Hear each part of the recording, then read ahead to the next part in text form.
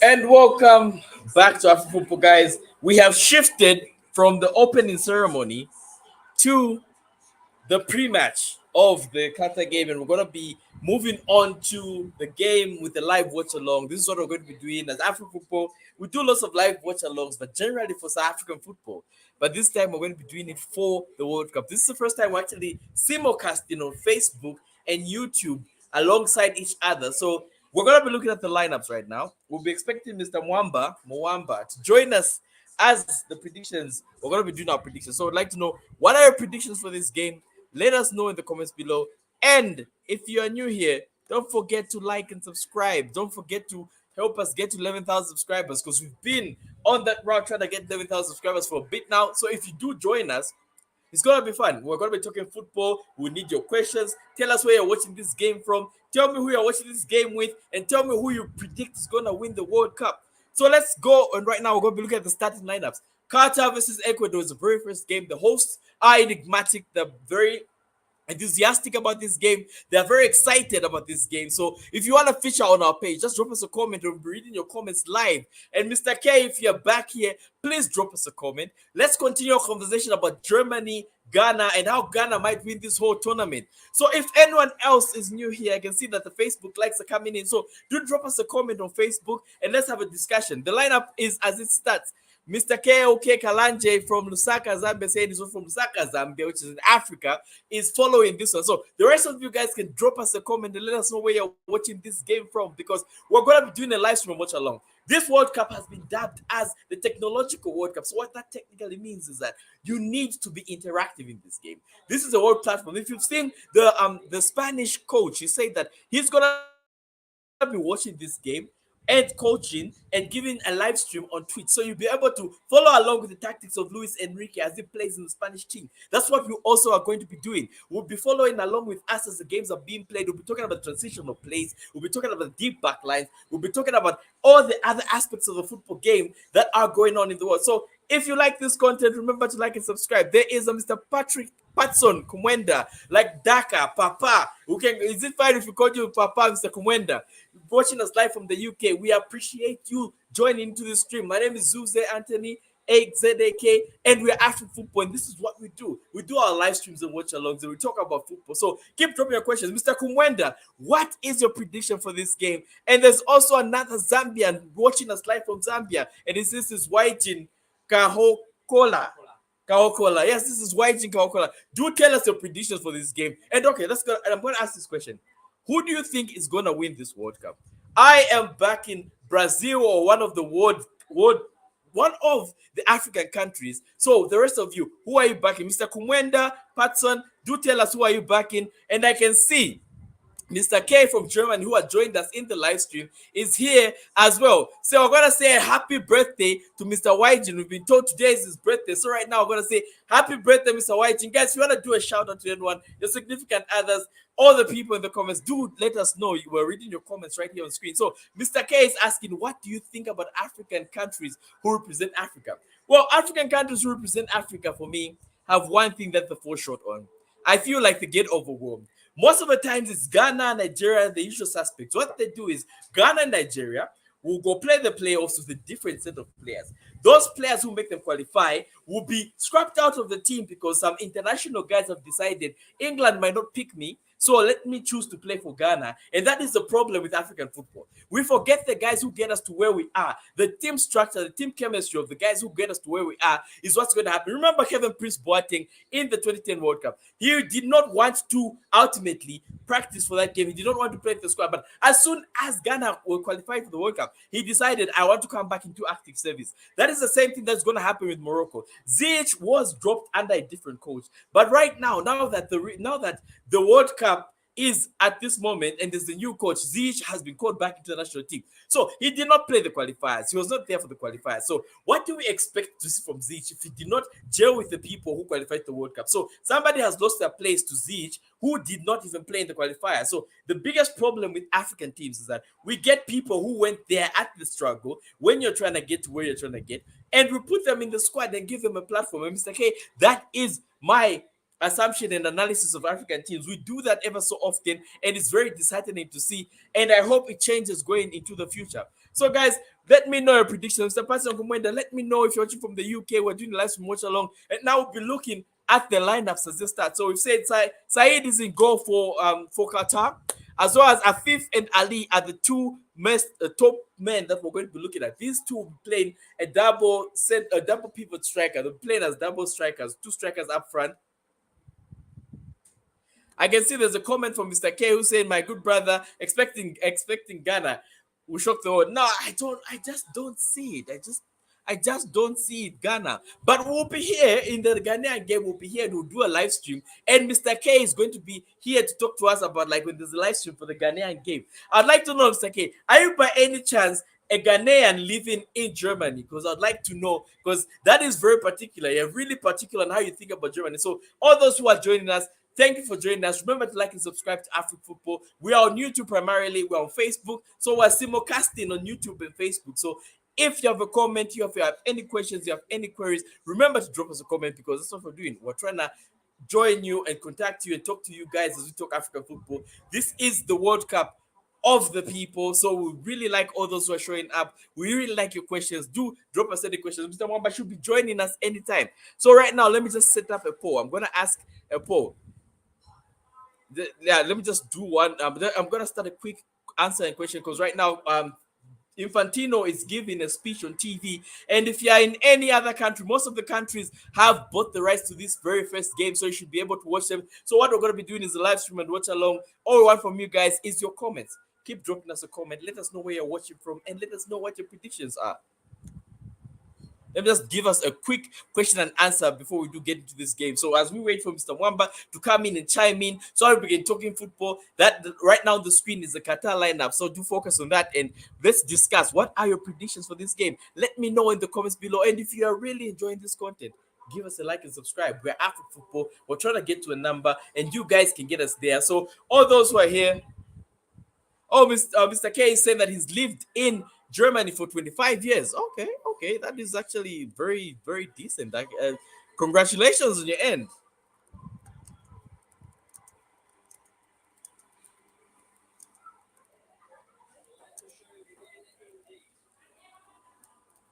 All right, the lineups are in, the teams are about to step in, and the game is in HD 4K. As you can see it, this is gonna be an exciting, entertaining World Cup. I would like to know what your predictions are.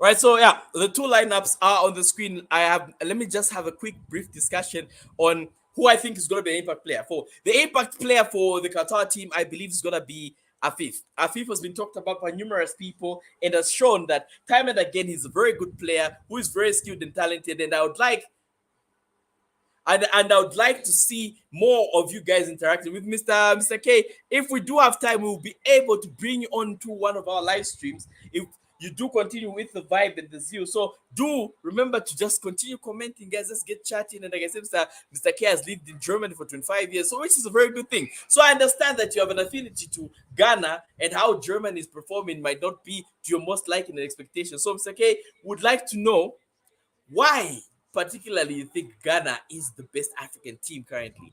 I don't understand it. I think Senegal, I think it would be more advisable if you're supporting Senegal, but why aren't you backing Senegal to win this whole World Cup? That's one thing I'd like to know, and that's the comment I'd like to see you from. Like, I would like to see from you.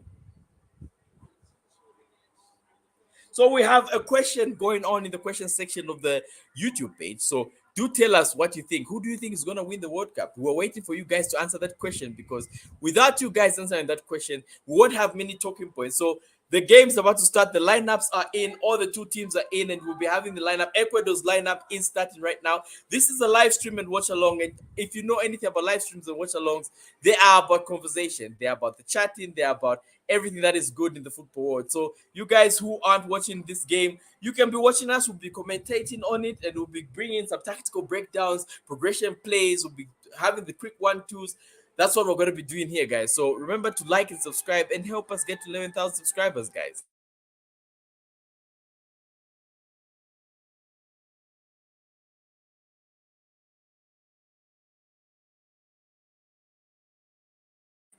Tumlako Mwamba. Sanabwele. All right, so I'm trying to get Mr. Mwamba onto the stream right now. I don't know where he is. Let's ask somebody to call him right now. But guys, yeah. So we are going to be discussing more football. So if you guys really want to have a discussion and conversation, do drop us your comment. Let us know what you really would like to see on Afrik football, what type of discussions we're going to have. And there's always a question going on, like, who do you think is going to win this World Cup? I can see lots of people are joining into this stream. So do let us know, who do you think is going to win this World Cup? Because that's what we're going to be doing. Live streams and watch-alongs. We're probably the only African guys doing the live stream and watch-along for you guys for this show. So I don't understand why you guys aren't writing us a comment, telling us where you're from. But we like Mr. Patson Kumwenda is watching us from the UK. And we appreciate you, Mr. Kumwenda. We want to know who you're supporting. Do you think it's going to come home for England? Because definitely everyone who's in the UK is always like, it's coming home for England. I'd like to know what the atmosphere is like where you guys are watching these games from. And Mr. K has stated that Tunisia is also good. Wow, okay, yeah, Tunisia is also good. Tunisia is an African nation. Tunisia. Well, Esperance of Tunis is the team that I do watch most often and most likely. So Tunisia might be a very good squad, but I do not see them getting this World Cup. I believe Senegal, for me, is the African team that I'm going to be backing. I'll put all my money and all my eggs in that basket, and I'm willing to state that Senegal might win this whole thing if they do make it out of that group. I know Mane is out, but I believe Senegal is probably one of the best African teams as we currently stand. With their coach, Aliou Cisse, they are doing very great things. If you watch them how they played the whole General Africa Cup, you could tell that they are world beaters. You could tell that these guys are going to win something by the end of this year. They're going to have the World Cup. They're going to have the Africa Cup in their bag. And that's what I believe. The African champions, Senegal, for me, are the African team that I'm going to back going forward. So, as you can see right now on the screen, we still have the two lineups that are showing up. So, we're going to look at a small deep dive into the lineups for Ecuador, of course. Sorry, for some weird reason, I keep trying to say Venezuela when I look at the Ecuadorian flag. I don't know, maybe it's the color scheme or not, but yeah, that's what I've been trying to say. So Moise Casaido and Captain Ena Valencia are probably going to be the star men for us as Afrik football when it comes to these two lineups for Ecuador. If there's anyone who's going to make an impact, I believe those are the guys. We do have a comment from Simon Goma, and the comment reads, Brazil will win the World Cup. They have one of the most complete squads in the competition, and they obviously do not lack star power. Yes, but that's the thing about star power. This World Cup is Neymar's World Cup. I believe, that's what I keep saying. I've been saying it from the previous stream and I said it right now. Brazil might win this World Cup, but they have a few people that might come into their way. And I was saying that Germany, but Mr. K has been saying Germany isn't the team I think it is. But yeah, Mr. Simon Goma, I think you are right. Brazil might actually win this World Cup. And surprisingly, I'm not a very Brazil fan. I'm generally an Italian fan, but my team did not qualify to this World Cup, which has been upsetting someone. But I'm talking about Italy and they're failing to qualify. And Mr. Goma right now is saying Brazil is probably gonna win this World Cup. What do you think about that, Mr. Wamba? Welcome, Mr. Wamba, to the stream. All right. Thank you for welcoming me. I feel the Brazil thing of them actually winning the World Cup is a bit far-fetched because I feel South American teams are not the best technically. They have the players, they have the talent to actually play football, but technically they're not the best. So I fancy a European team winning this World Cup. You fancy an European team winning this World Cup, but I haven't heard you say which European team you think. I honestly think Brazil has been very good lately. Seeing that they have a 39-game unbeaten run and them qualifying to this tournament, they did not lose to anyone, and they were beating people 4-0. You know, 4-0, not even 4-0 for what? No, they're beating people 4-0. I think Brazil is doing very well. If you watch that drone challenge, you could tell that Brazil is having a squad that is young and that is chilling, that is probably chilling together. And as one of our former presidents said, those guys are friends because they're probably drinking together. That is the way the Brazil squad is lined up right now. And I believe Mr. Goma might be right. Brazil might actually win this whole thing. But now, do tell us, who do you think is going to win? We had a conversation while you're not in with Mr. K, and you're saying he believes Tunisia is also good, and he believes Tunisia might do something in this World Cup. Personally, I look at the Tunisia team. Oh, okay, I like the new graphics. First, there, I'm seeing Casedo holding his jersey on TV. Yeah. So like I was saying, I look at the Tunisia team. I look at that team. I don't see too many good players in it. That's a problem. Like I look at Kazri. They've been depending on Kazri since probably 2012 or 2008 or something. I've been seeing that guy forever. Bin Slaman, he's also one of those players who they depend on a lot. But it's not the best team in town. I prefer going for Morocco if we're going for a North African team. So you prefer Morocco and you're going for North African team because of what we talked about the Arab Cup and how the Arabs are probably gonna be it. So I think you're right. You might be right. And I'm siding with you fully, Mr. Mama. But I personally said I believe Senegal is the African team for me. If I'm gonna go with any African team, it probably has to be Senegal. So what do you think about Senegal? What is Senegal's chances? And guys, the game is about to start. It's starting in like right now. The players are on the pitch. So Mr. Mama, do walk us through Senegal. Looking at the Senegal team, the Mane is out. They have so many injuries anyway. Idrissa Gana Gueye probably lied about his age. He claims to be 33. In all honesty, I don't see any African team making it past the group stage right now. Like if there's one, it should be Morocco.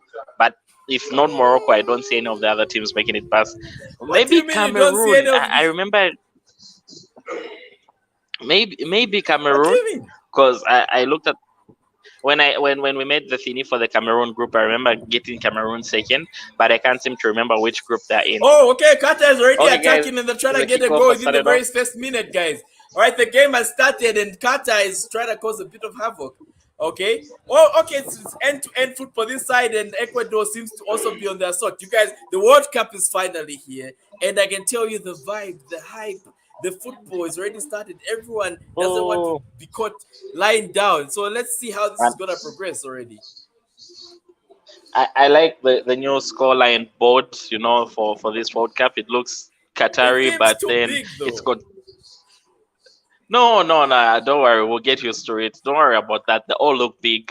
But we will get used to that. But I like the Arab touch of putting it, the star, the diamond thingy at the center. It looks sorry to cut you short, Mr. Mamba. There's another comment by Mr. Goma which states, well, considering the poor play from most, if not all, the European powerhouses, I think it's most likely a South American team this year. So I do understand what Mr. Goma is saying. There is a higher likely possibility that it might be a South American team to win it this year. And for me, it's none other than Brazil. I know the thought at the back of my mind is saying somebody might have paid somebody. Oh, what was that?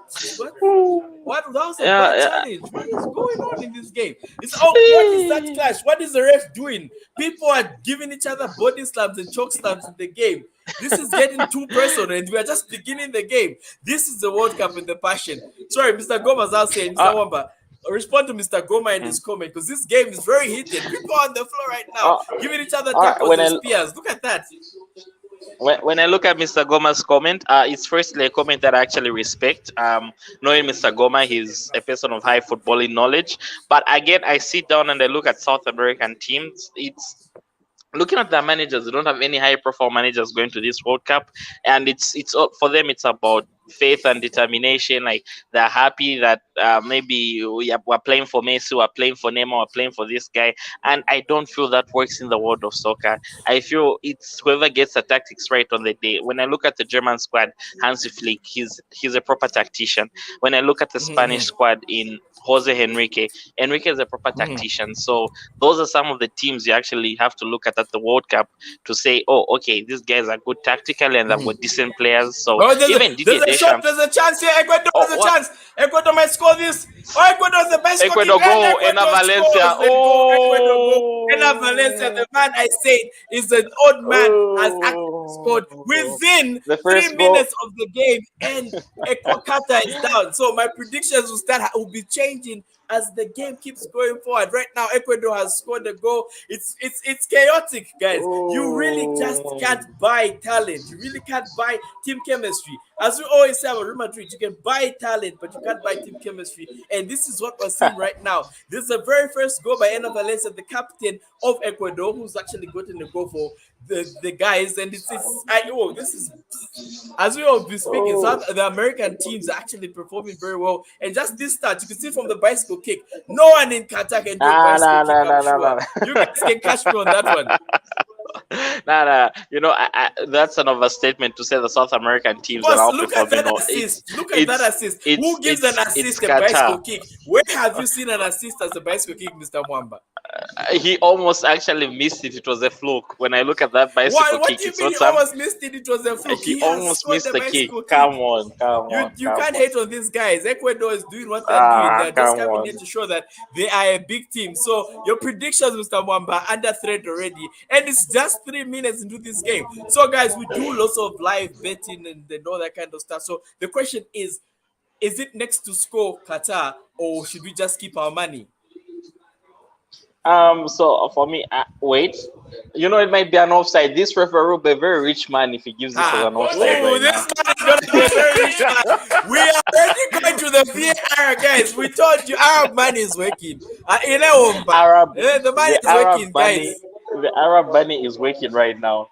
So It's let the working money right work now. Oh, for look us. at that! Look at that! What are they going But to say? another It was a letter seems to dangerous high. You communicate. see, let me presume it before it even happens. They are going to say it was a high boot that hit somebody on the Oh, head. nice. Go VAR canceled cancel. the goal. Oh my goodness, this is controversial. 3 minutes into the World Cup, and we're already having controversial calls being given. Arab money is working, guys. This is very controversial. We'd like to see what is going on, Mr. Wamba. Mr. Wamba, offside. Where is the offside? Show us the receipt. We want to see the receipts of this game. Where is the offside? Guys, this is a very entertaining game. Where is the offside? Where is the offside? There's no offside here. Even the commentators are saying the offside is there. Where's the offside? How is Ena Valencia offside? That is a lie. That is not an offside. Guys, if you're watching this game, do show me where the offside is. Where are the offside lines in this game? You guys know football, guys. We are just starting out the game with a banger of a goal being denied on an offside call that I do not think is legit. No, guys. Lots of things are happening in this game, and I'm already getting excited. So, if you guys are joining us for the World Cup for the first time, do tell me where the offside was because I did not see that offside. Guys. I told you guys. I said it in my prediction. You guys should blow up my YouTube short. I did say it. There's lots of things that are going to happen here, and to be honest, that offside call doesn't seem to add up. It's not adding up. If you guys know football, that offside call is not adding up. That offside call is very suspicious. And if you've watched football for a very long time, you know that offside call is very suspicious. So the game is now 0-0. We've gone back. Qatar's goal has been denied. Oh, sorry, Ecuador's goal has been denied, stating that it was an offside. So meaning that we are going to be here and we're going to have that game. So we know on Twitter, people are going to be buzzing right now. So if you, as a subscriber of Afrik Football, do follow us on Twitter because you do know on Twitter is where all the magic happens. So we'd like to hear from you guys on your tweets and we can be having an interaction. So we're waiting for more of your comments. Do you think that was an offside? I'd like to know, do you guys believe that was an offside? Mr. Goma, Mr. K, do you believe that was an offside? Please let us know in the comments below.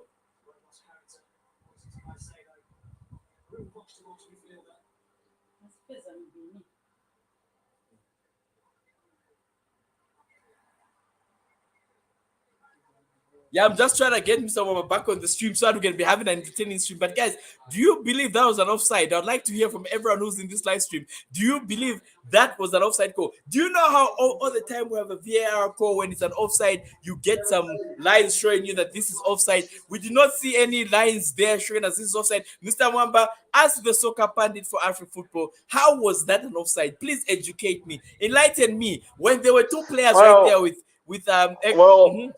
yeah. Let me jump in. So for the World Cup, they have introduced new technology for offsides where the offside is now being given by a machine. It's a computer giving the offsides. So maybe the machine there was 40, but I didn't see any offside personally from. Guys, are you hearing this? A computer is going to be deciding the World Cup calls. Why would the computer be given the power to decide the World Cup call when people who have visible eyes can see? With an eye, But being part of that. Yeah, a computer is prone to make very bad decisions and mistakes. And for me, that is a very weird and dangerous decision to give computers given offside. So I'd like to understand, how is that an offside? Mr. Goma, Mr. K, Mr. KOK, please tell me how is that an offside? Because I do not see it as an offside. And can we have a replay of that offside?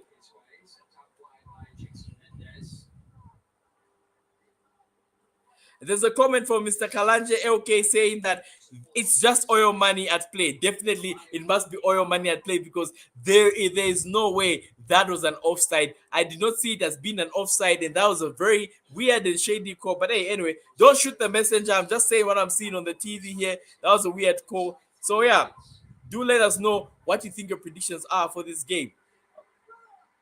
What is this goalkeeper doing? That was a ball that you catch, but he's punching it. And Ecuador is actually playing better. As you can see on the screen, Ecuador has more of the ball possession. As you can see, Ecuador has more of an attacking threat and the attacking instinct, and they're stealing the ball from Qatar consistently and continuously. Ecuador, like you can see, Qatar is basically just dropping back. They are playing a 4-4-2. No, they're playing a 5-3-2 with 5 at the back and 3 in the midfield with 2 up front. So I don't know if they're going to be playing on a heavy press, on a heavy counter, but you guys do let me know in the comments below. Let me just try getting Mr. Mwamba back into the stream. Mr. Mwamba, welcome back to the stream. We were talking about this game and what we think. I'm reading the comments from Twitter, and honestly speaking, people are saying if you oil money, fear, because there's no way that was an offside. Please do enlighten me. How is it dangerous? Yeah, I just wanted to come and say goodbye because power.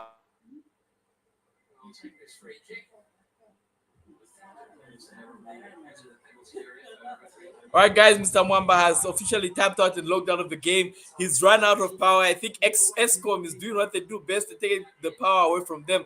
But yeah, currently, Qatar is being put under pressure, and that is what shows when you buy a World Cup and have it as host, and you do not play very well, very good football. You understand that you will not be as good attacking wise, and you will not be as good going forward. So currently, the game is still 0-0 with an offside call that is very controversial. Do let us know where you're watching us from. Do let us know what you thought about that offside call, because this is what we do at Afrik Football. We talk about the controversial topics. So I'd like to know where everyone is watching us from, and give us your comments. We'd like to know. We'd like to see your comments. We'd like to hear what you guys have to say about this game so far. And as if you've noticed, Ecuador are slightly taller than these guys. Or they're actually of the same height, but they're trying to play an aerial ball kind of attacking threat. So I'm seeing that is a loophole that Ecuador are seeing. Home defense to deal with. By many. Perhaps a surprise package at this World Cup. Started this game well. All right, Ecuador is really doing everything that they can in this game, and you guys would not be surprised if Ecuador actually do win this game. Moise Caicedo is up there.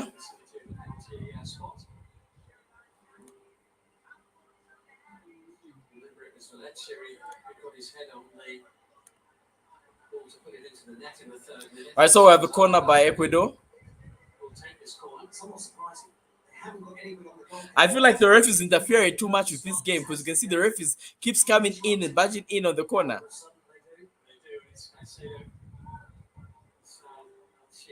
The referee is giving a stand warning to Caicedo, so I don't even know how this game is going to go. But after this World Cup, the Americans should do a very deep investigative dive into what went on, because it doesn't seem like this game is as fair as we might want it to be.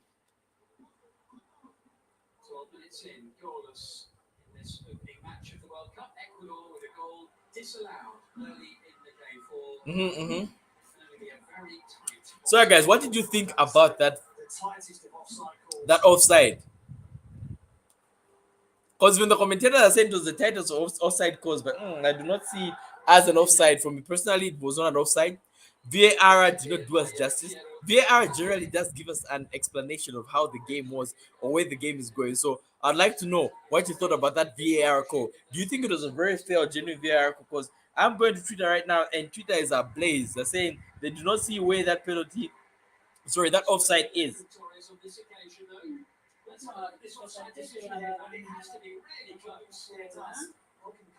Okay, there the viewer. Oh, that is the new technology.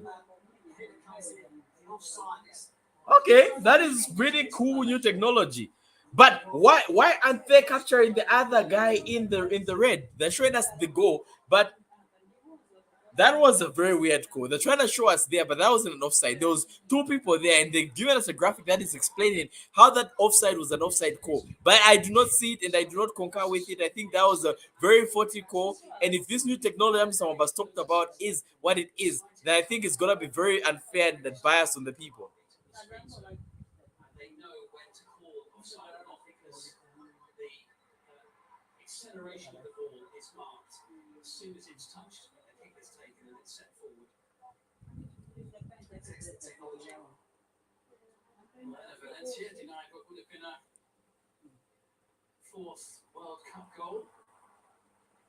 Mm-hmm.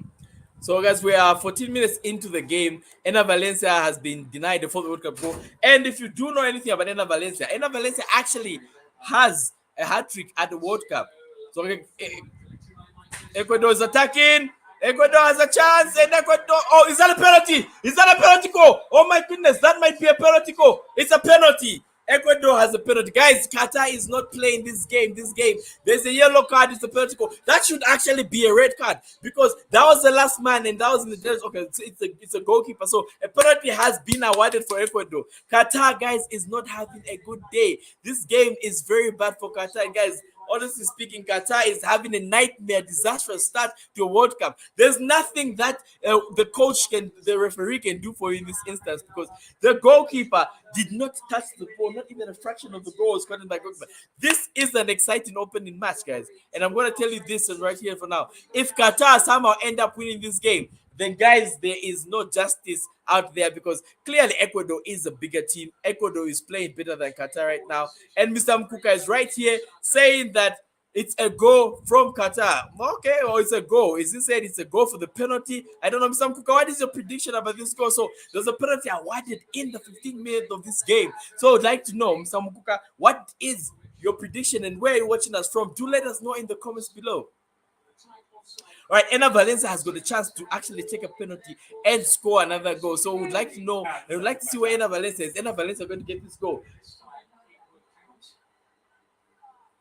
Okay, Ecuador, the Ecuadorian fans are ready and waiting. Okay, let's see Ena Valencia in this penalty. Do you think Ena Valencia will miss this? All right, Ena Valencia has it. It's 1-0 in favor of Ecuador. Ena Valencia converts from the spot kick.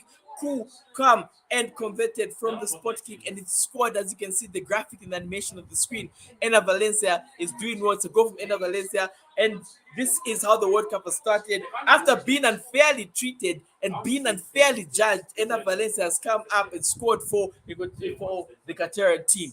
So, guys, this is a very good game. Mr. Mkuka has something to say. So, Ena Valencia has scored right now. Mr. Mkuka is saying that from the penalty, and I'm watching from Kitwe, Zambia. Mr. Mkuka is watching from Kitwe, Zambia. We do know Mr. Mkuka. Well, thank you for joining us on this stream. Remember to like and subscribe and share Afrik football with your friends. So, guys, this is what we're going to be doing. That it was offside. Mr. Wamba is back somewhere in the ghost format and telling us that goal was offside. I do not believe that goal was offside, Mr. Wamba. There were two players from Qatar who were at the back. But what do you think about this corner? Mr. Wamba is back into the stream.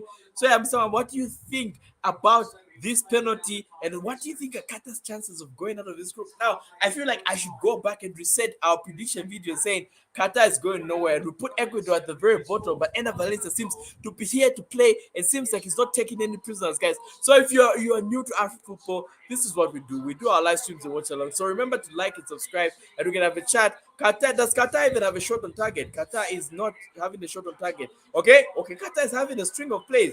Penalty.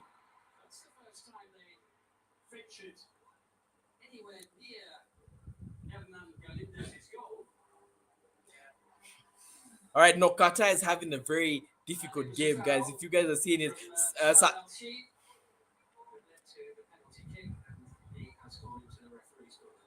all right, so guys, right now Qatar is having a very difficult game. Being at home with the home team advantage is not helping you, but that's what you get, guys. When people go to the World Cup, there's something I'm going to tell you. When people do go to a World Cup, it's everyone brings in the best. They bring in their natural talent and their flair, and they just don't want it to go one way or another. So if you are part of this live stream, do drop us a comment. Do let us know where you're watching us from. Do you think Qatar can come back in this game? And did you think that very first goal was an offside goal? Because right now, Ecuador is probably smashing them in the ball position. Let's just look at some of the statistics. And you know right here, we're going to look at the statistics here.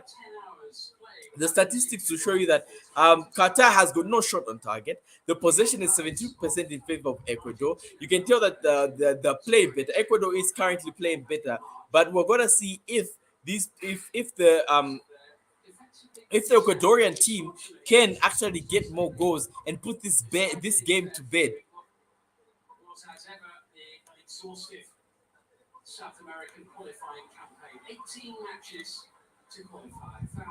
All right, so Mr. Mambas, that's from seeing that offside and saying that that was an offside. What rule, Mr. Mamba? Right, just a comprehensive paragraph. Mr. Goma, please tell us what you thought about that that that offside, and all those who are watching, Mr. K, do tell us how you feel about that offside. There's another chance by Ecuador. Oh, there's a head-on collision. This game is dangerous. There's a head-on collision right now in the box. Sad has collided with an Ecuadorian player.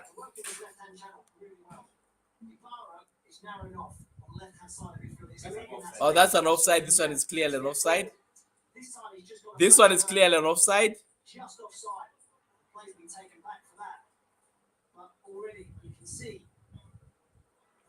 All right, Qatar isn't playing well. That was a collision from the goalkeeper.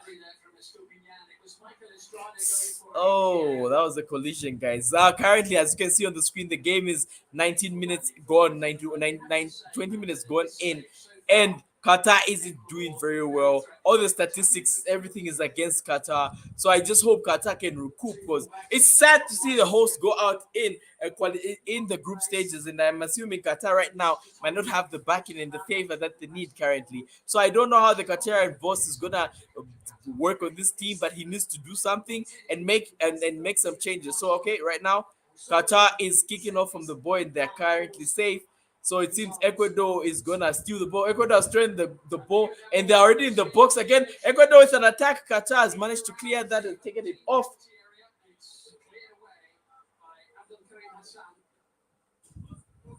No, but yeah, guys. So do let me know what your predictions are for this game. And this is what the live stream and watch along is about. It's about communicating and chatting with the fans. So do let me know what you think is gonna be in the game, how you think this game is gonna end. And if you're new to Afrik football, remember to like and subscribe. We're trying to get to 10,000 subscribers by the end of the stream. And we like that everyone is joining us in this stream, and we appreciate everyone who's here. So remember to like and subscribe and give us a comment. What do you think? How do you think this game is gonna end? That's what we want to know from you guys. Qatar is really losing the ball a lot in this game, and they're getting so many yellow cards. At the end of this game, I'm assuming Qatar might have 0 players on the field because they keep losing the ball in an untimely fashion. Qatar can't keep possession of the ball, and as we saw from the statistics just a few minutes ago, we saw it from the statistics. There are the statistics, and you can see that Qatar has a very poor possession rate. It's actually very low. Qatar has 30% of his possession, while Ecuador has 70%, which is very bad on the Ecuadorian side. So we are back looking at the game, and right now you can see Ali has been given a yellow card, and Ali is a striker. For those who do not know, he's one of the top men that were counting and saying that he's gonna be the impact player in this game. But yeah, guys, do let us know where you're watching us from, and remember to like and subscribe if you're enjoying the content, because that's what we're doing. We're waiting for comments, we're chatting. You can see we're live on Facebook, we're live on YouTube, so it's up to you guys to communicate and chat with us. Qatar is struggling. They're panicking, guys. There's nothing Qatar is doing in this game. There's another aerial ball that's coming in. Okay, and Qatar has managed to calm that one down quite safely. They're trying to do a quick counter, but it's not working because all your players are in the back, so it's not gonna keep it. There's nothing I can say, Mr. KOK. I'm watching you saying Qatar is not gonna do well in this game. There's nothing they're doing. They can't string passes together. They keep losing the ball, and Ecuador is here for business. They're not here to play. They're here to get the whole game and win this game.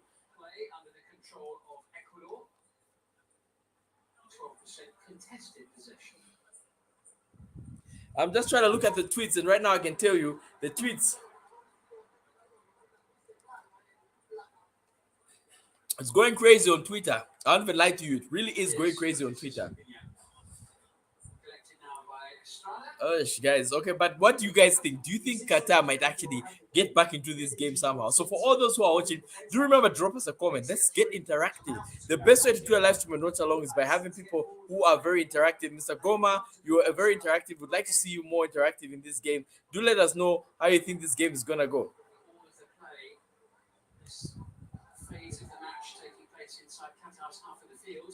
Yo, Qatar has not left the field.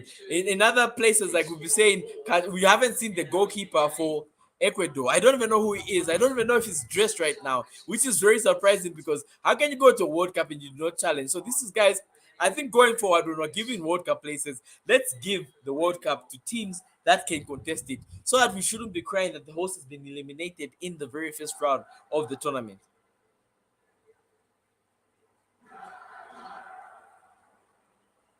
I'm still waiting for your comments, guys. Do tell us what your comments are. What do you think about this game so far? Do let us know where you're watching us from.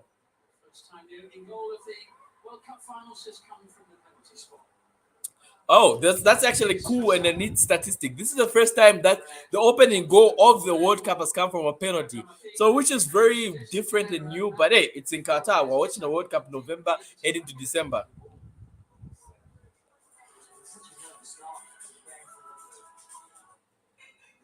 Working so hard. Multiple training camps, the preparation's been good. On account for the opening day of the World Cup and what it does to you. Oh, there was a chance almost by Ecuador. They almost got another chance, guys.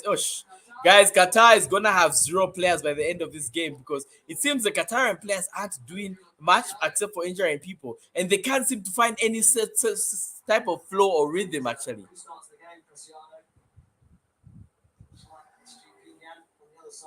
Qatar is having a very difficult game. When you're not a footballing nation, it's hard for you to just like stand up one day and become a footballing nation.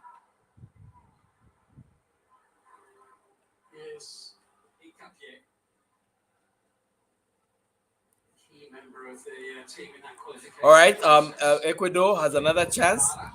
Okay, Ecuador is trying to play a high ball. I'm assuming they know Qatar isn't good in the area by playing an aerial ball. So Ecuador is trying to do their best, and they're doing that by playing the ball. Guys, Qatar is very poor. It's very embarrassing.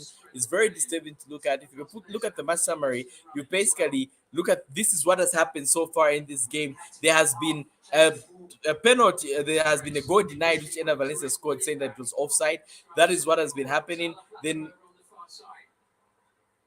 Okay, there was a penalty that Ena Valencia finally scored afterwards. And right now, as the game stands, Qatar isn't having their best because, as you can see from here, it's like statistics will tell you that Qatar is having no possession at all. They're barely getting the ball. So I'd like to hear from your comments. What do you think is going to be the ultimate scoreline of this game? I'd like to know what you think the ultimate scoreline is going to be of this game because clearly Qatar has got no shot on target. They have not had any emphasis or any sort of traction going forward. So I don't know if Qatar is going to be able to get any goal in this game, but it's actually poorly and quite disappointing that Qatar has not been prepared for this game. It's very disappointing that they've done nothing because even the opening ceremony, I've gotten lots of criticisms saying that wasn't a very interesting opening ceremony. But guys, everyone has a different culture, and I believe that was the best they could do. So I'd just like to know from you guys what you'd have liked to see. Before today, how his players really would cope with the bright lights, the big occasion, and you've got this issue of the fact that they are all playing domestically. So yeah, that's the thing. As you can see from the commentator saying that everyone in the Qatar team is playing domestically in their league, so they do not have that external exposure to know how other teams do play on the world stage. And this is something that I've always told people: like, if you're going to win a tournament, sometimes even England, I think you should really use a team that has lots of practice in different countries, which means you have external help. The teams play frequently with different people from different teams. It allows you to know and understand different playing styles,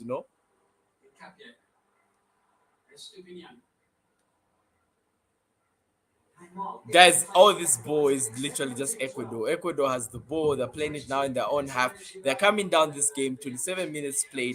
And to be honest, it's looking hard on the Qatarians because they're not getting the ball. They're basically being hot potatoes. What's happening? They generally can't keep the ball. Every time they get the ball, it gets dispossessed from them, and that looks like a handball from Qatar. Okay, there was a shot there, but okay.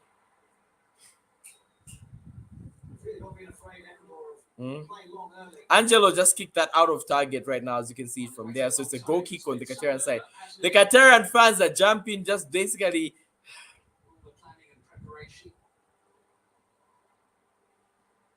Okay, Qatar is trying to get a couple strings of passes, and that is a. This referee has given a yellow card. That seems very to Moise Casaido. That seems very off. That didn't seem like a yellow card to me because it didn't seem to be much intent in that challenge. And he actually did catch the ball, so that shouldn't even be a yellow card. So, guys, where are you watching us from? Do let us know. I can see there are lots of you in the viewing base. So, I'd like to know where are you watching us from? Are you watching us on YouTube? Are you watching us on Facebook? Let us know in the comments below. And what would you like to see us talk about in this game? Who do you think is going to win the World Cup? Because that's what we're doing in this game. So, do let me know who you think is going to win the World Cup. Messi did score, but it was from a penalty. So he didn't do too bad. Absolutely. It's Abdul Karim Hassan. Again, it breaks down for the home team. Just can't keep the ball. Yeah, guys, so do let me know where you're watching us from. To drop us a comment because we'd like to know where you guys are watching us from, because you can see the game is 1-0 in favor of Ecuador, and it's as usual. The person who did get the goal is the person you may think it is, Ena Valencia, from the penalty kick, from the penalty spot, and that is what he does best, and he's a very good record scorer. He actually does have a hat trick in the World Cup, so Ena Valencia is a good player. So I'd like to know where you guys are watching us from. Do let us know in the comments. What are your predictions for this game? Where do you see this game ending? Personally, I think Qatar might actually, after the team talk in the halftime, that's when they might actually activate and kick off. So my prediction, if I were to bet on this game, is Qatar to score first goal in the second half. If you want to use that bet tip, it's free. It's for you guys to use it. But right now, we're waiting for your comments. We'd like to know where you guys are watching us from and what you think of this game so far. It's been played, and as you can see from the statistics that are currently on the screen, for 73% of the possession is on Ecuador's side, with Qatar only getting 27%.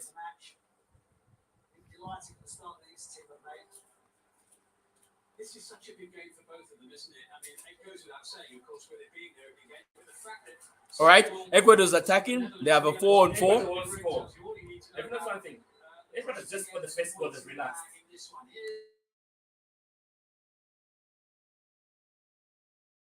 And Ecuador has scored the second goal, guys, and it's a second goal by Ecuador. Ecuador has scored the second goal, and it's Ena Valencia. He might be going for another hat trick at the World Cup. Ena Valencia scores the second goal, and it's another header. And as if you notice, Ecuador is having a problem with scoring with aerial balls. So Ecuador is really Qatar, I mean, is having a problem with score with the ball coming from the aerial threat. So Ecuador is down. Oh, sorry, Qatar is down by 2. The hosts are seemingly out of this group. Senegal is gonna wallop these guys. This is bad.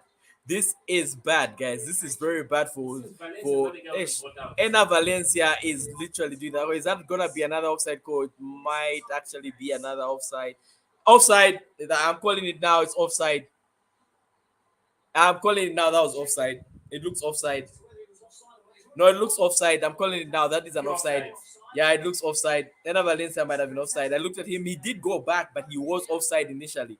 So you see that Qatar isn't good aerially. So this might be another offside, guys. Yeah, this is definitely an offside. I am calling it right now, guys. Not that I'm a wizard. That looks like an offside. Ena Valencia with another goal, but I believe that's an offside. Mr. Ref, Mr. Referee. Oh my goodness, it's been allowed as a goal. What? How's that been allowed as a goal? It looked offside. But hey, anyway, guys, I'm sorry for Qatar, but Qatar isn't doing very well. The hosts are seemingly out of this tournament already, as even before it starts. So, guys, man, it sucks where you've pumped in billions of money and you're somehow already on the verge of being knocked out of the World Cup because the goal difference is getting high, it's getting ridiculous. And two, unless Qatar is to do something like get a shot on target, get a goal in the first half, otherwise it's 31 minutes in and nothing is going on. Yeah, and we have a comment from Mr. Goma who's saying that Qatar cannot physically compete on aerial balls. Definitely, Mr. Goma, like Qatar cannot compete aerially, and if you've noticed that this is the only thing that Ecuador is doing. Ecuador is very good. Like, did you see that jump right now? They're showing the replay of the goal. You can see from the jump that they are not jumping adequately. I do not understand why the Qatarians are not jumping adequately. So, if I was the coach, this is what I would do for Qatar. I would close down the wings. No balls should be passing going through the via crossing. There shouldn't be any more crosses because, as you can see right now, the crosses are the most dangerous thing that Ecuador is doing. So the Ecuadorian coach has studied this game and he knows that the aerial ball is the best way to actually go about it. So what you do as a coach, and this is where I come in as a tactical person of African football, you have to cut out the crossing lanes. You have to reinforce the crossing lanes because you've understood that people are actually crossing. Having a back five and no one to mark people who are crossing means that it's gonna be a recipe for disaster because everyone is expecting somebody to do the jumping, while other one is expecting another friend to be doing the jumping. So if you're going to cut down and cover these people, what needs to happen and what needs to be done right now? Ecuador, Qatar needs to clap down the people who are crossing or injure them. Yes, you've heard it here. I'm saying they need to injure them or cut them down because if they do not do that, this game is gonna be messy. It's gonna end a lot because right now there's another free kick. It's gonna be an aerial ball, and so you can already see that Qatar is being very nervy. Like the nerves are catching on to Qatar.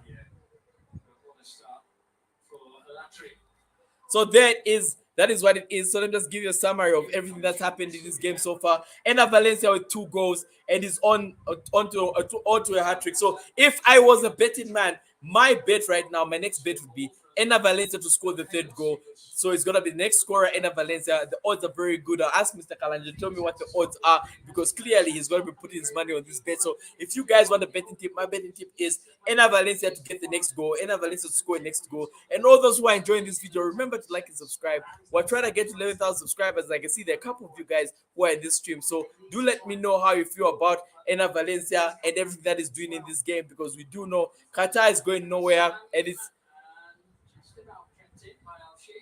Al-Shid is keeping in the ball, but okay, that should not be a free kick because there's nothing there.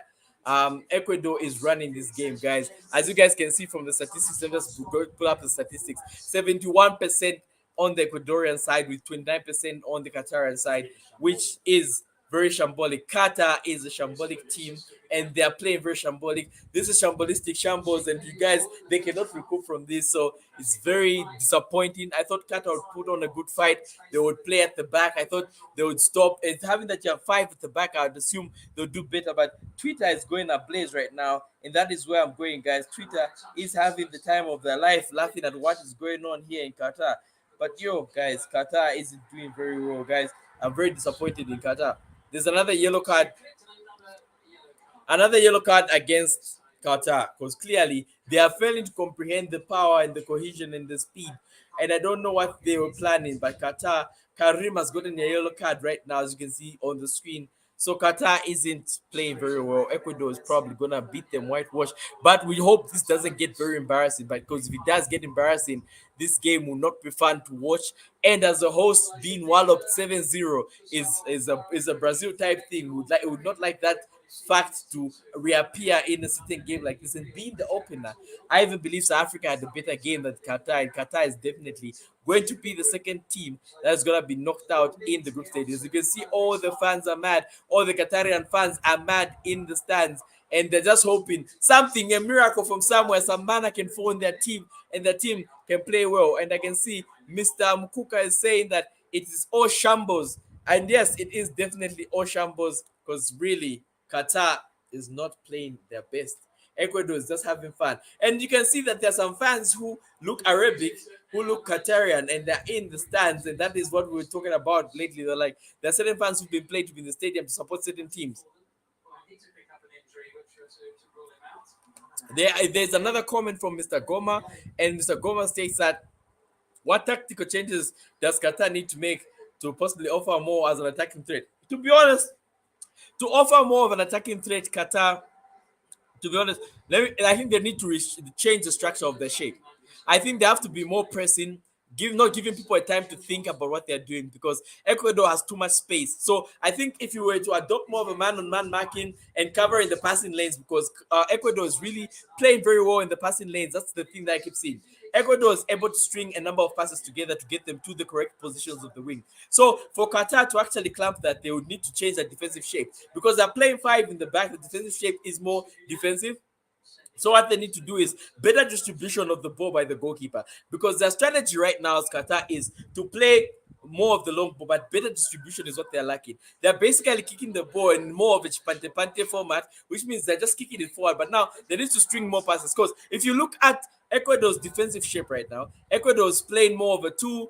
Is playing more four in attack, which is our pressing. And then no, Qatar isn't good at stringing passes. So what Qatar really needs to do in this game is change the shape of their team, find more passing lanes, as well as defend more in the passing lanes, the passing channels. Because if you can see, Ecuador is having a two-man marking of Qatar. So that's why Qatar is going nowhere, because Ecuador understands that if we cut off Qatar's passing lanes, Qatar isn't very good in the passing lanes. That means we'll be able to get the ball and attack them. So passing lanes, you see that if you're watching it right now, there's another ball that just went to the wing. So Ecuador has too much playing space. So I think Qatar either needs to fan out a bit more or get more compact. It's gonna be one or two things for them to go forward.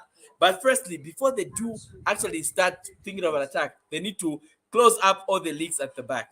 If they seal the leaks at the back, Mr. Goma, it will mean that they will have a better chance going forward. I think the Qatarian players are lacking composure. They are lacking the composure. They don't have the necessary composure, because if you only have 20% of a position, you're lacking composure, because the 20% of position means you are lacking the general composure to actually string passes. Because if you look at that, Ecuador is just intimidating them by standing in the right position. And I think they need to drop back a bit more as Qatar to start picking the ball from the right spaces and building up in the channels. Because look at that. Right now, every time they get the ball into the final third, Ecuador has three guys marking one Qatarian player and it's going nowhere. So what I believe they should do is change their shape. But what do you think they should do, Mr. Goma? Do tell me in the comments below. How do you think they could become more of an attacking threat? Because right now what they need to do is seal the leaks at the back, get some confidence into this game by changing their shape, and they could be going forward. They'll become much better as a team. So, all right, guys, 40 minutes passed in this game, and Qatar is down by 2-0. The hosts are down by 2-0, guys. So I don't know how it's gonna go, how it's gonna pan out, but I hope it doesn't get messy. I hope it doesn't get embarrassing for Qatar. But I hope them all the best. It's being the host, it's quite difficult. Yeah, we're just 5 minutes to go to the halftime, and Ena Valencia has been running riot. All right, Qatar has a chance going forward. Right now they're playing the wing, but you see that everything I've told you, two guys are marking. It's a double man marking. Like two people are marking one player from Qatar, and that is why Qatar isn't doing anything. Move forward. They can't do anything. No, Qatar can't do anything. They lack the general confidence, guys. It's very embarrassing to see a host play like this. It's very disappointing. I hope Qatar does better going forward, because this is very disappointing from the host. I hope that team time talk is gonna be better than what we think it is, because guys, this is generally very disappointing, and I won't even lie to you guys. I think they would have done better. Qatar should have done better. As the host, you should bring up some level of enthusiasm to the game. But Qatar seems to be psychologically defeated. They can't string a number of passes together, but it's very disappointing, Qatar. I'm very disappointed in this team, guys.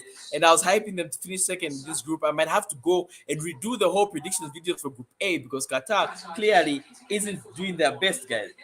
Bit more confidence, string a few passes together.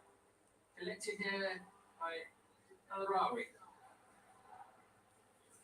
Yeah, guys, Qatar is very, very disappointing in this game. Like, I wish they could do better, guys. Qatar is a very disappointing team. I'm just gonna look at the tweets, and everyone is buzzing and they're just laughing at Qatar and what they're doing. Just give me a minute. Look at the tweets, guys. Another stoppage here, and it is Ena Valencia again, the player who received treatment. Ena Valencia is injured.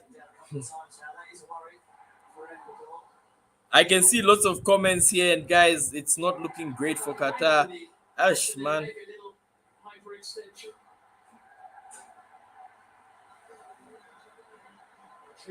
It's not looking great for Qatar, guys. Guys, the If Valencia comes out, I think it'll be better. all right, so I'm hearing a comment that Valencia is injured and might be going out of this game, and it seems there is hope for Qatar because Valencia seems to be pulling the strings, and you can see the Qatarian fans are really riling up and they're getting very excited and jubilating about this. So if Valencia is out, guys, they might actually have a chance. Inner Valencia is injured, and the physios and the medics are on the in the pitch right now. So if $1 million, get out. if Valencia gets injured and goes, oh my god, guys, it might seem like Valencia might be going out of this game. Seems he's injured something huge, a ligament or something, and he might be going out of this game. And if Valencia goes out, maybe Qatar might have a chance. What do you think, Mr. Goma? Do you think if Valencia goes out, Qatar might actually have a chance in this game? Okay, he seems to be standing up, so it might not be that deep. So I think what Qatar needs to do, as Mr. Goma has asked, what do they need to do? Change tactically. The one tactic they have is injure Valencia and go forward without Valencia, mean that they'll have a proper chance.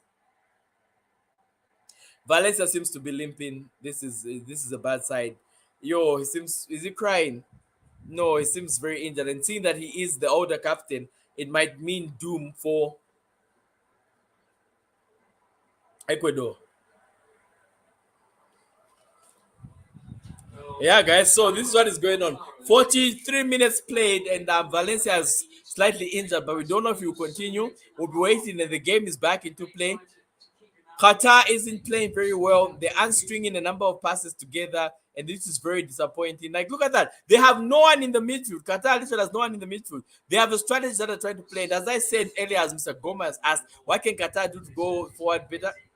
I think they'll need to change the shape of their team and allow themselves to get into tighter spaces. Like Qatar isn't getting to tight spaces, and they're being managed by the two-man defending structure of Ecuador. Because Ecuador, every time Qatar has the ball, two men are following a Qatarian player, and they're able to steal the ball quite easily. So it's the ball winning attribute of Ecuador that is giving them a chance to actually play better in this game. Because Ecuador knows, but seems Valencia is too limping. Yeah, Valencia might be limping on to halftime, as the commentators are also saying in the group on the team. They'll hope to patch it together once more during the break.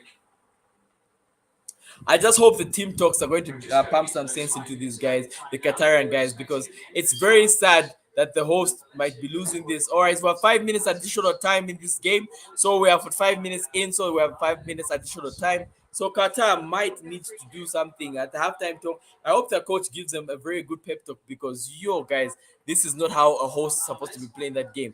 Well, they're playing at your home turf. You've had so much time and practice in these pitches. You're supposed to be better at playing the game in the pitch than the person who's coming to visit your home ground.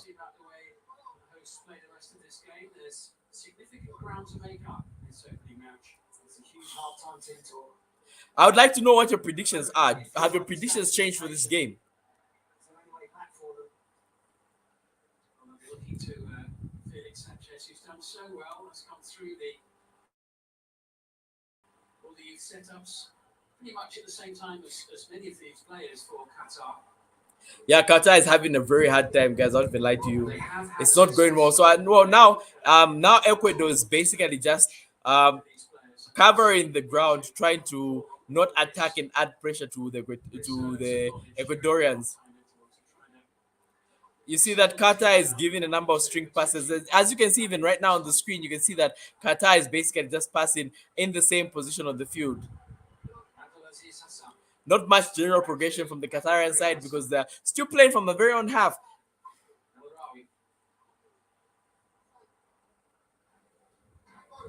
Qatar actually look very vulnerable in possession of the ball. They look very open.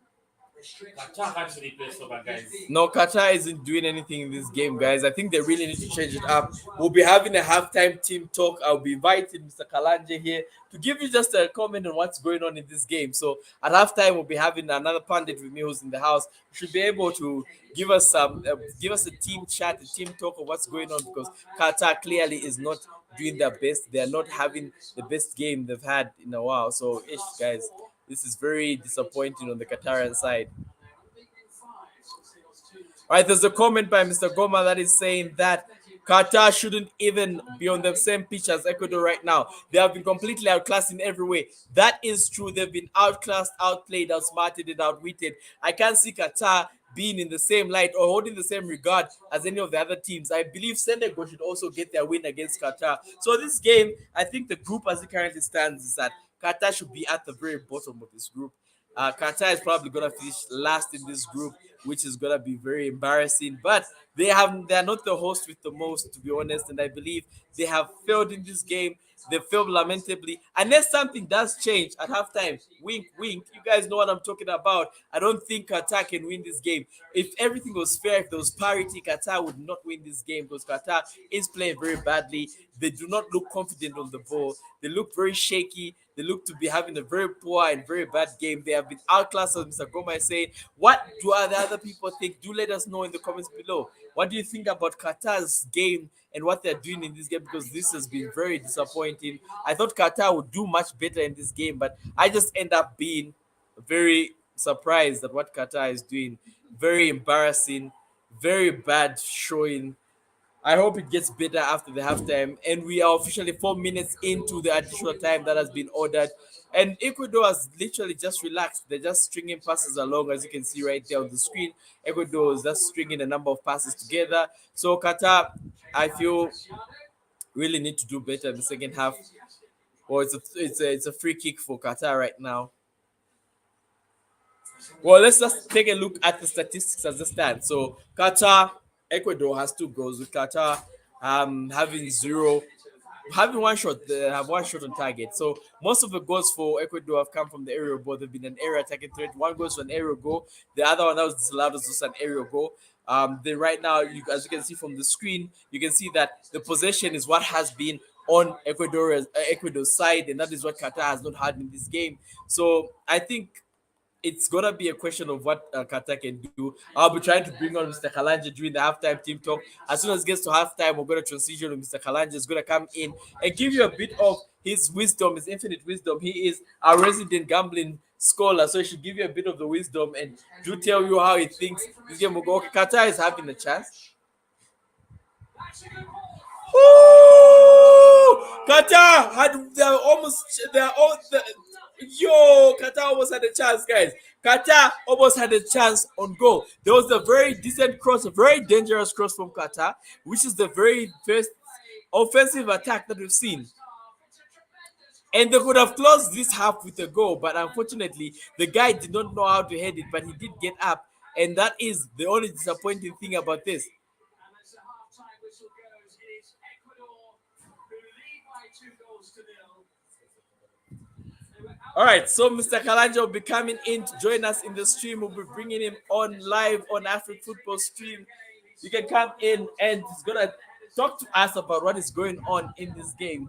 So, Mr. Kalanja, welcome to the stream. You can talk to the people. Do give us your educated guess on this stream. So, yeah, do talk to us. All right, thank you for inviting me for this live stream. To begin with, this game is very shambolic. I expected more from the Qatar side or the Qatar team. Mhm. I'm sure they'll be the first guys to lose opening match. It's never happened before since the beginning of the World Cup. But going forward, I think I'm hoping they'll perform better. Probably with a bit of some pep talk by the coach at halftime. We're expecting them to have some improvement. And I've foreseen a situation where Qatar will score a goal in the second half because, like I said, no team has no hosting team has ever failed on the opener. So, but seen a situation where a goal might come in from the Qatar team. I think that's just pretty much what I can say. All right, What do so you think? my question would be, what do you think are the changes Qatar should make in the second half to become a better team? All right. Based on what Qatar is having, right? If you look at the statistics, they're ranked 50th on the world ranking, and they've got a very good coach who comes from Barcelona. So for that reason, I feel they have it in them, and they might have some talent in them. I'm seeing a situation where those guys need a serious pep talk by their coach during the halftime period because they're lacking that confidence. I feel the first goal, which came in, kind of destroyed their confidence, but they just need to build on that. No, that is true. That is true. I can see from your perspective as well. But there's this thing where I think you can't buy talent, and Qatar has tried to do that by building a team of people who are from different regions? Do you think team chemistry is playing a role in why they are not gelling together? Most of the team of the Ecuadorian team have been playing together for many years in end. So do you think that is also a factor? Well, I think team chemistry isn't really a factor right now because if you can look at the statistics, Qatar went to play a cup somewhere in Asia. They won that trophy, and then looking at the World Cup scenario, they've probably been practicing together and gelling for over a month. But if you look at the other players, they come from the EPL, they come from the Spanish league and all those leagues. They only went into camp probably like a week ago because just last week, very last Friday, we were watching the English Premier League. But the Qatar team has been playing and practicing together for over 2 months right now, as I can say. But anyway, whatever it is, the performance is very poor because they got 0 shots on target. The possession is below the Ecuador team. They haven't even hit any corner kicks. So I feel they're not really putting in that effort. And I feel the coach just needs to talk to them and tell them that, you know what, it's possible, guys, you can score. And I wish they would just score one goal to build that confidence going forward. All right, no, thank you for coming through to the live stream, Mr. Kalanje. We'll call upon you when the time is needed. So right now we're going to be discussing. And one last thing, a betting tip: put a goal for Qatar. I'm sure they'll be going in the second half. All right, you've heard. This is our betting master, our resident local betting master. Thank you. He's given you his honest opinion and assessment on this game, stating that Qatar is going to score in the second half. So all you guys have to do is put a bet in. So I'm going to be reading some of the comments. Mr. Simon Goma is stating that Qatar just do not have the technical ability to play through the Ecuadorian defense. Their best chance, in my opinion, is doing a better job defending and relying on pace in behind, if any. So okay, that's the thing. I don't think they have the pacey players. If this was like a Welsh team, I'd be like, yeah, they do have the pacey players, but Qatar doesn't seem to have any pacey players. If you've seen Afif play, Afif has this more of a laissez-faire attitude, and Ali, they also have like they're more technical when it comes to the ball dropping at their feet. But them in an attacking pace, I don't think that is very possible because the Ecuadorians are actually very good and they're very good at speed and their pace. And I think South Americans are very good at the chase and the speed. So Ecuador is probably gonna outmatch them and outclass them. So I just believe a change in shape is what's gonna happen, and that's the only way we can see this going forward. And if you can see from the statistic right now, which we're gonna be going through, is there's been shots on target, which is 2 for Ecuador. They've been shot off target 2 for Qatar with 0 on target for Qatar. Ecuador has had 1 shot off target, but generally overall in the essence of this game, they have been playing better. Qatar has not done anything. And as Mr. Goma said, I don't think Qatar has the defense to break through, has the technical ability to break through the Ecuadorian defense, and that is true. I do not think Qatar can break through them. So I just believe they have to. I don't know what they have to do because right now it's a quagmire of footballing intelligence. Because I'm like, what is the capability of the Ecuadorian team, of the Qatarian team, for them to be able to string a number of passes and be able to win this finally? Which it's very shocking. I was surprised. I thought them winning the Asian Cup would be something that would bring some light and shade in some confidence into the Qatarians. And seeing that they all play in the same league and they're all domestic players, and seeing that in their domesticness, their league has been closed for almost a month as of a time to gel and play together. I believe that halftime team talk has to be very powerful. So if you guys are enjoying this content, remember to like and subscribe. We are Afrik Football. We do such things. We are streaming live on Facebook and YouTube. So if you like such content, do let us know in the comments below because we are loving everything that is going on. Mr. Mwamba, Mr. Mkuka, Mr. Goma, thank you for coming into this live stream. We really appreciate Mr. Goma's insight into this game. Mr. Goma, you should definitely hit us up on Facebook. We would love to have you in one of our streams because, as you know, Afrik Football is about the people and it's about having the people coming on. We have so many opening slots open on our pitch, so it will allow you to come in and play the game. So I would just like to listen to commentary on that free kick, on that offside. And then you can see the leg there was rather and only one defender behind. So it was quite a correct decision, even though not many people spotted it to start with. That was a tight one. Yeah, so apparently it is an offside. The offside that we had, apparently it is a genuine legit offside because of the rule that there has to be about 2 players. So once the goalkeeper moved forward, there's only 1 defender, making it the offside rule applying there.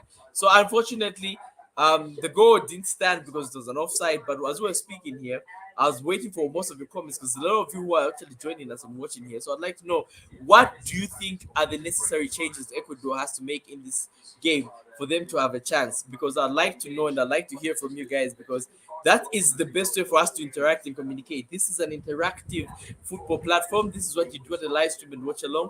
You get to interact with the people. So those watching us from Facebook, thank you for coming in. Those watching us from YouTube, we really appreciate all of you guys. So the game is currently at halftime. It's 2-0 in favor of Ecuador. There have been 3 goals scored by Eda Valencia, all of them, but 2 have been allowed. One was deemed an offside. So what do you think is the best way forward by the Qatarian team as a host, being beaten and walloped and barely having any impact in this game is very disappointing to watch, and I'm getting very unmotivated with this Qatarian team. You can see the space that the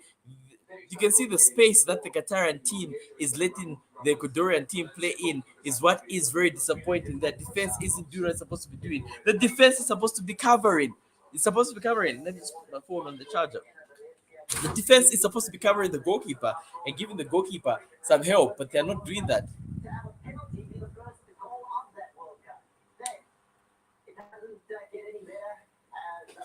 All right, so this game will be moving on to the second half very soon. But guys, Qatar isn't doing very well, and to be honest, I was rooting for the host. It's always nice having the host making it very further into the game, but what is happening in this game is very kind of disappointing and very lackluster. And I hope Qatar can really revive and revamp this game and allow themselves to get a couple of goals, because as you notice, I had Mr. Kalanje here during the halftime TikTok, and he stated Qatar is definitely going to get 1 goal. So if you want a betting prediction, put your money on Qatar getting 1 goal.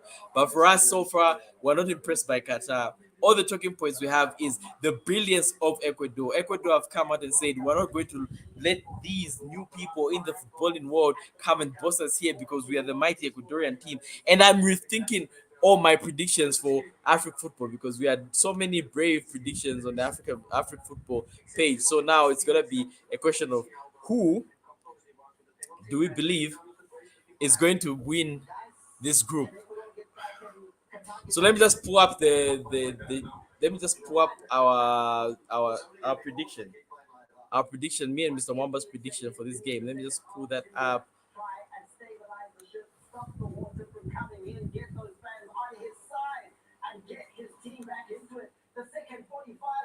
Let me just get you a prediction. Let me just get you a prediction, guys. Don't worry about it. I'm trying to give you what me and Mr. Mombat predicted about this game. Just give me a minute. Let me find that.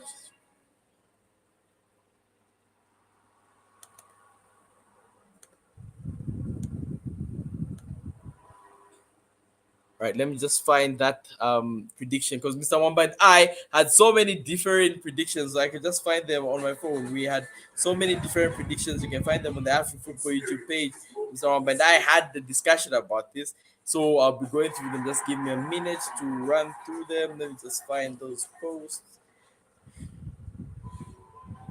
And in our post, Mr. Mwamba said Netherlands is going to finish first in this group, with Qatar finishing second, Ecuador finishing third, and Senegal finishing dead last. Well, I said Senegal is going to win this group, with Qatar finishing second, Netherlands finishing third, and Ecuador finishing last. But after this game, I believe Ecuador might be a very strong contender. Senegal might have to actually work their way to get to the top of this group. And I think Netherlands is a very good team, and they might actually qualify out of this group as the best winner. So now my prediction sort of is changing after looking at the games as they are coming at us. Ecuador has done something very great by defeating the hosts virtually by halftime, and it could have been very dangerous. It could have been a very high margin.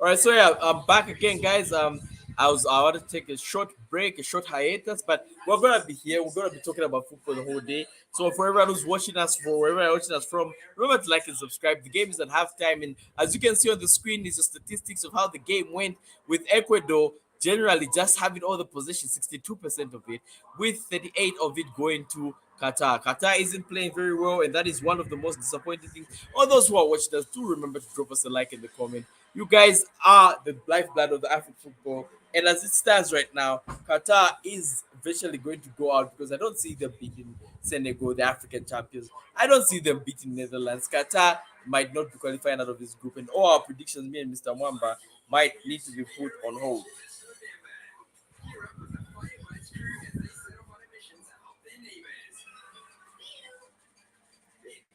This has been one of those games that you never expected it happening in the slightest of bits. Yeah, but yeah, it's true. You just never expect such things to happen. I'm looking at the Facebook comments right now.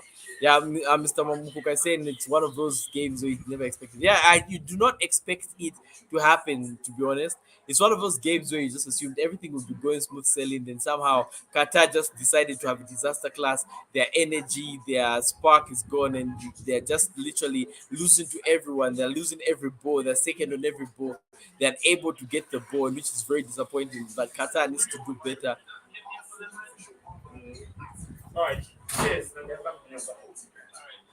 They need to do better. Qatar needs to do better, definitely, guys. They've been really having a disaster class of the game. But we are now in the halftime. We'll be starting the second half very shortly. So, yeah, let me take a breather.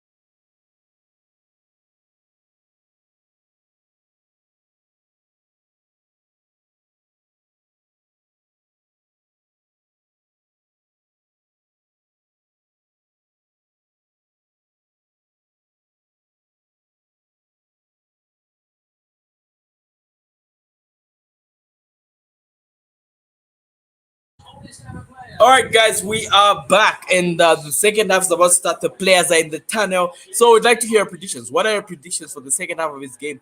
Let us know in the comments below. I can see some of you had dropped out when I went out to just grab a bit of water, a bit of drinking, but we're still here for this game, and we're gonna see to its finality.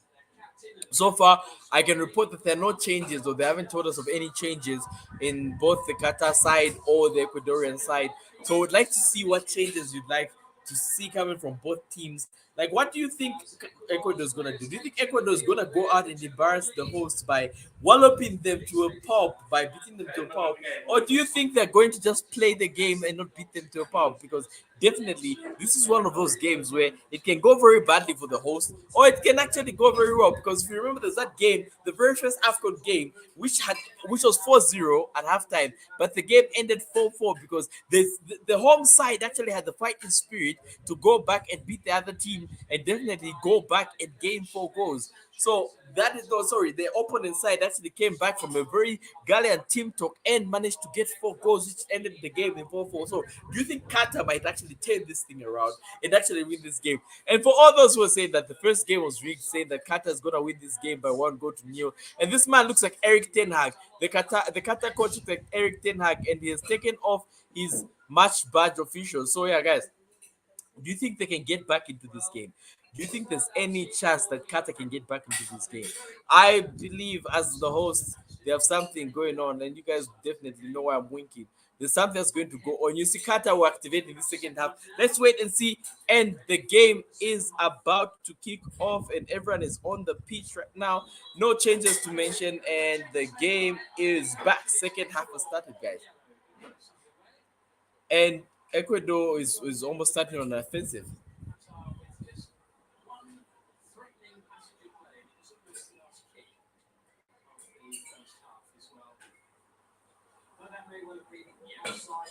Right, so I can report that there are no substitutions. I thought halftime would have substitutions, but I would like to see if the shape of the Qatarian team has changed because I can see them being more oppressive right now. They're trying to draw out their two top men are trying to draw out the Ecuadorian side by not giving them a chance. So okay, Qatar is creating a midfield presence at least.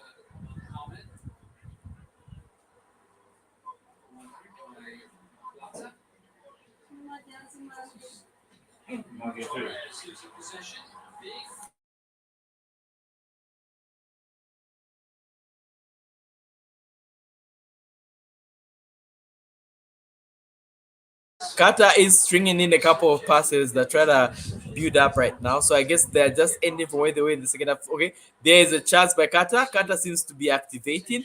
They seem to be more confident on the ball in the second half. They're trying to play off the back. The strikers trying to play off the back. Okay, all right. It seems they're trying to adopt a new shape as Qatar. Okay, there it goes. There's an attack. They're playing more of four at the back. Okay, that's five. One more player has dropped into the back line. But you see that space, the space they keep giving Ecuador, they're giving Ecuador too much space. Like you can see, they're all clustered and clamped up together once the ball gets to their goal, which is allowing Ecuadorians enough chance to actually think and play and pass the ball to whomever they want.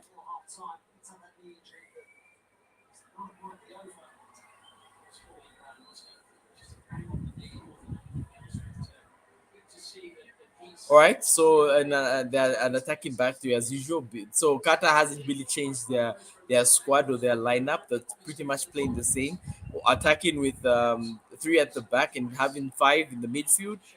Wow, it seems Ecuador has just continued from where they ended. They're also just pressing with two man. They're using a two-man press to press the Qatarian team to force them into making a mistake into this game.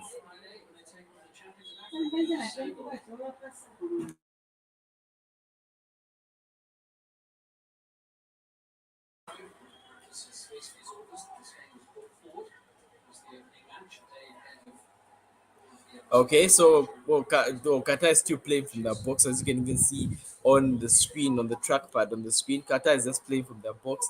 They're literally just zigzagging all their way and playing it back. So not much is happening in the Qatar front. Mr. Goma, what do you think your prediction for the second half is going to be? Do you think Qatar is going to score two unanswered goals? Please let me know in the comments below. Mr. Mkuka, Mr. Kalanja, Mr. Mwamba, do let me know, okay? Qatar is even taking nutmegs for the people, so it means they're actually playing with a bit more confidence. You can see Qatar is trying to get more of the ball. There's an aerial ball, and it didn't get to the person. It was on a dangerous attack, but it didn't get to the person it was supposed to go to. So it's a goal kick for Ecuador.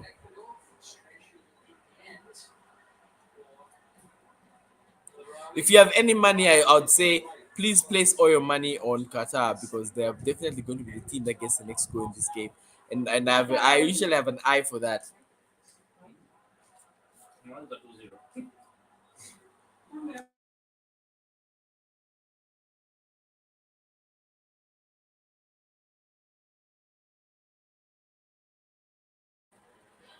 Yeah, so as it stands, Ecuador, everyone has just continued from where they left off.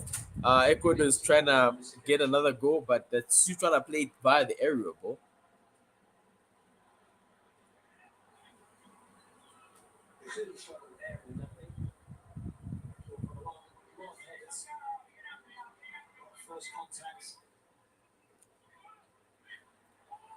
Well, Qatar still can't make any passes, guys. They keep losing the ball. I don't think things are going to change for Qatar.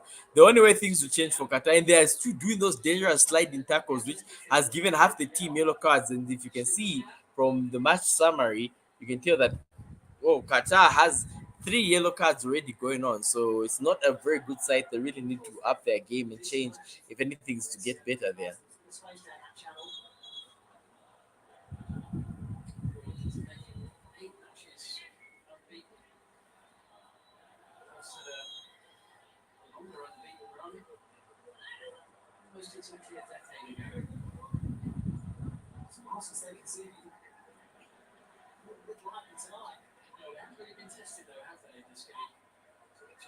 Anyway, so the game is 2-0 in favor of Qatar.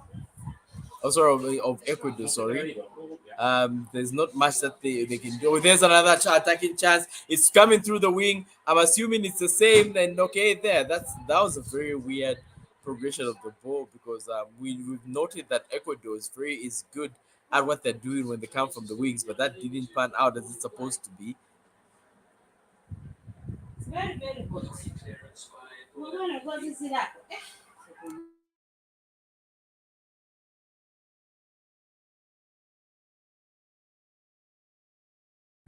all they can. All right, so our fifth is trying. Well, they still can't get anything in the midfield, but Qatar is trying their level best. But you can't just see them stringing the passes along. It's like they are only being given the chance to play the ball as they are being given the chance to play the ball, and that is them playing it in the back. Nothing else is going on for them going forward.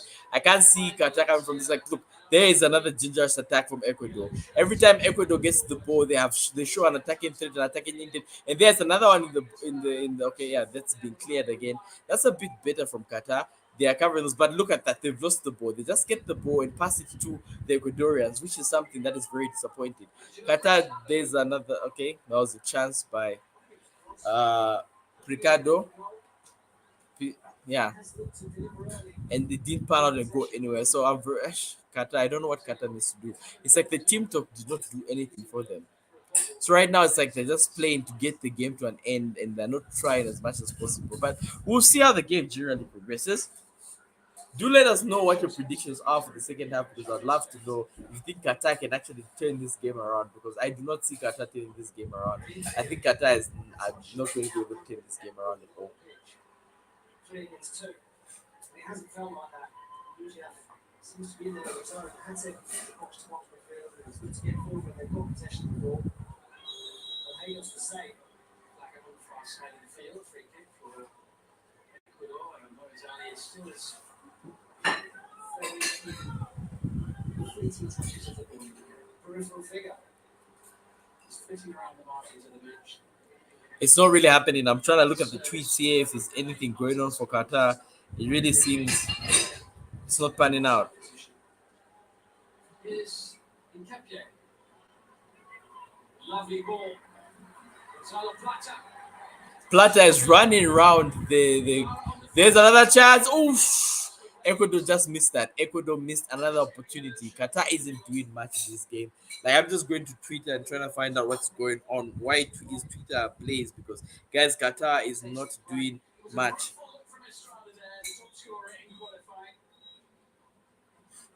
That's a heart of it, though. Real talent. Excellent. In the 20s World Cup.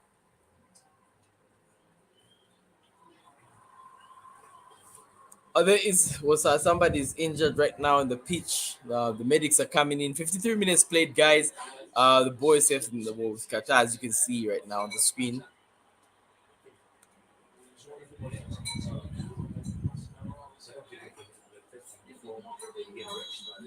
Oh, Angelo seems to okay. Throwing from Qatar. Well, Qatar is just passing the ball around with no real attacking intent, and that's something I'd like to see changed by Qatar. They really need to do better as a team because that is not it, guys. Beautiful composure.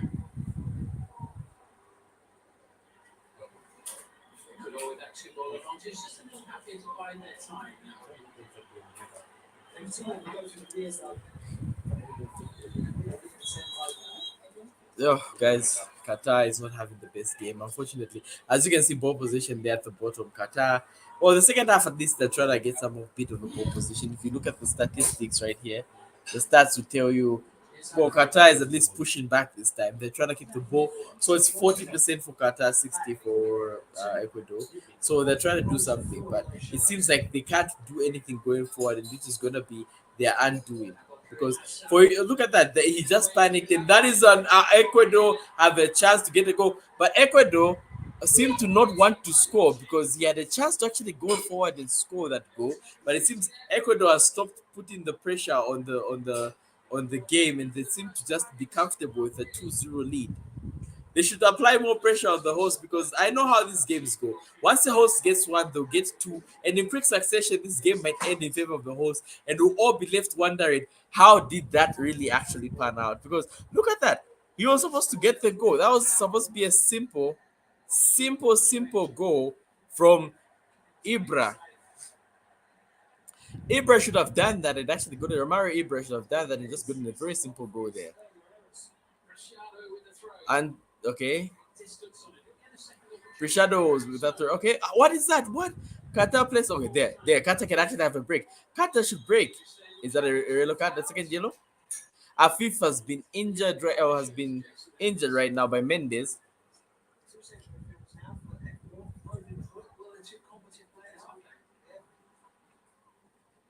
That was a dangerous challenge by Mendes, which is very weird because Mendes is usually very mindful and he's trying to injure Afif. So, I don't know how it's gonna end up, but I believe there might be a red card in this game. By the end of this game, two things are gonna happen. There'll be a red card against Ecuador, and once that red card does come, Ecuador is gonna lose their focus and might lose this game.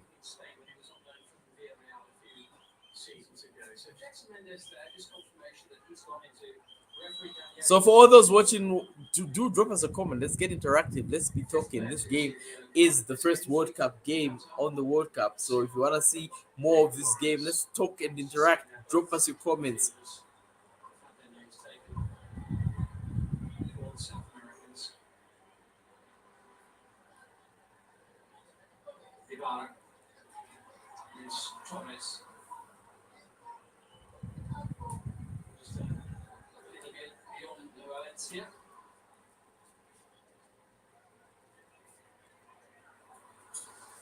Well, it feels like Ecuador has stopped applying the pressure as well. It seems they're letting Qatar just play. So I'm assuming they're trying to let Qatar outrun themselves and burn themselves out before they do have any other major impact on this game. So it's not looking bright for Qatar until they're able to get one goal. It doesn't look like it's going to be a bright game for Qatar. It seems Qatar is always going to be struggling in this game. Occasionally rash with some of his challenges, but he's learning the game still. Very young. Just judges things slightly. I think for enthusiasm at times still. He's just marching on the centre of the stage a couple of times this season already, but there's no doubting his talent. He's very much on the radar of.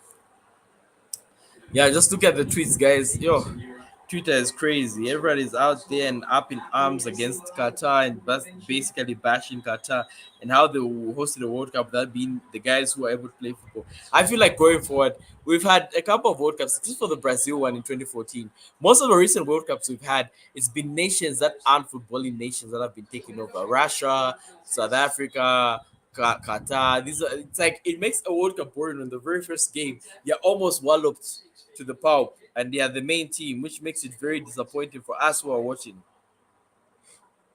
It's a nice fluidity, isn't there, at times, about the way Ecuador move the ball around. Really quickly, not too touch the ball. Yeah, definitely. I'm just looking at the pictures of Morgan Freeman. Do you guys think Morgan Freeman actually watches football? Because I know it's American and Americans don't watch football that much. So do you think Morgan Freeman actually watches football? Let us know in those comments.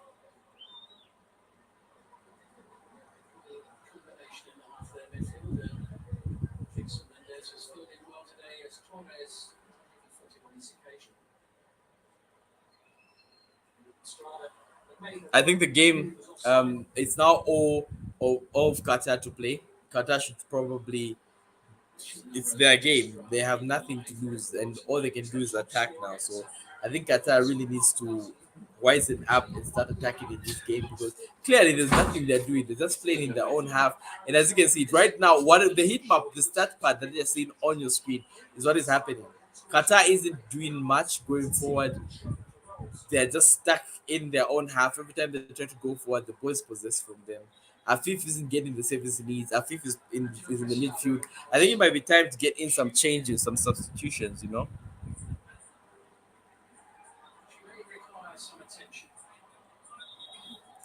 Maybe a change, the first change in the match. I'm sure that Preciado is going to be able to continue this. Preciado seems to be injured. It seems they're going to change him up. He might be the first change of this game because it seems you can see him is on the floor. He's complaining that some of his muscles are tilting.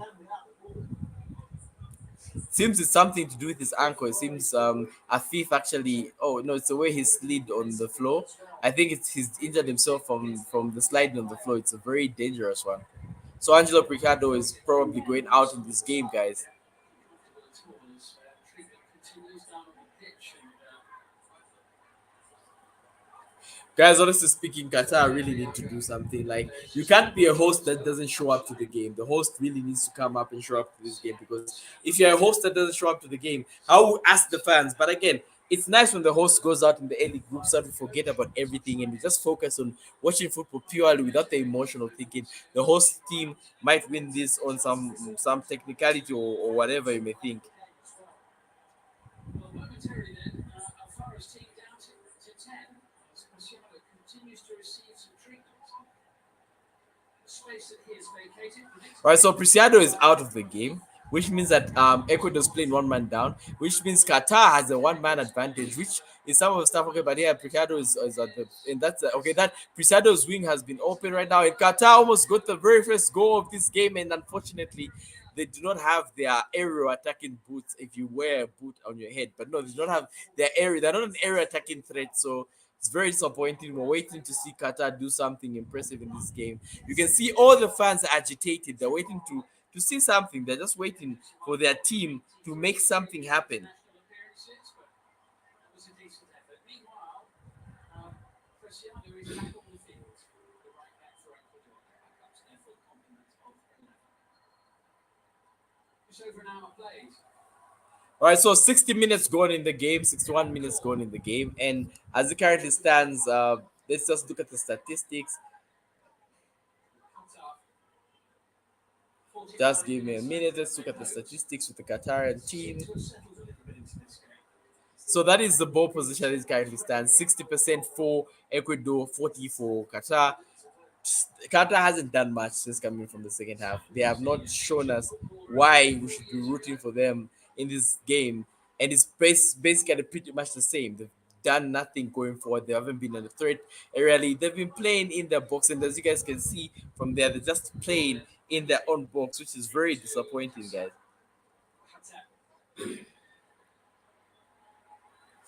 Okay, that was an offside, definitely. Straight away on the far side. A bit more ambitious. Look to play forward early. Okay, at least you can. Is that an offside? That doesn't look like an offside. Very tight. Oh, but at least Carter is trying to make some runs going forward, which is something, I guess.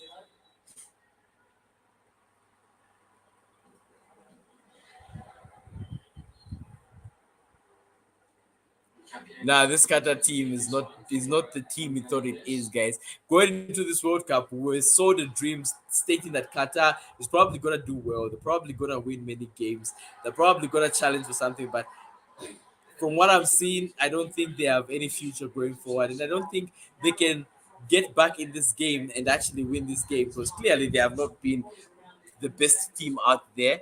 They have been second, Fido. And as Mr. Goma has said earlier in the comments, they do not even deserve to be on the same pitch with Ecuador, because Ecuador is playing in another level and Ecuador seems to be here for business. Far side. This is Moises Caicedo. Frustrated and Valencia. Jimenez picks up that ball. They were right into the calm and turn. Zero shots or zero attempts on target. That is what sums up Qatar is viewing in this game. They have a zero shot on target. So I'd like to know your comments, guys. Do you think Qatar can actually get one? Mr. Kalanja came in during the halftime talk and said he thinks Qatar might get a goal. But do you guys think Qatar might actually get a goal in this game?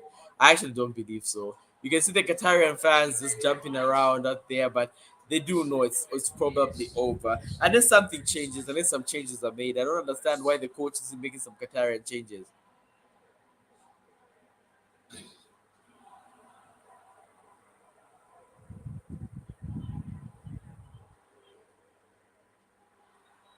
Okay, that's a couple of nice stringed passes. Qatar is trying to build something, but as I told you, Ecuador is using a two-man press for the Qatarian team. So every time Qatar tries to do something, Ecuador has a two-man press, meaning that Ecuador literally goes Qatar goes nowhere when they try to attack. So I don't see where Qatar can actually get a goal, which is now me doubting Mr. Kalan's prediction. But hey, we hope to see that Qatar might get something by the end of this game. There has been a response.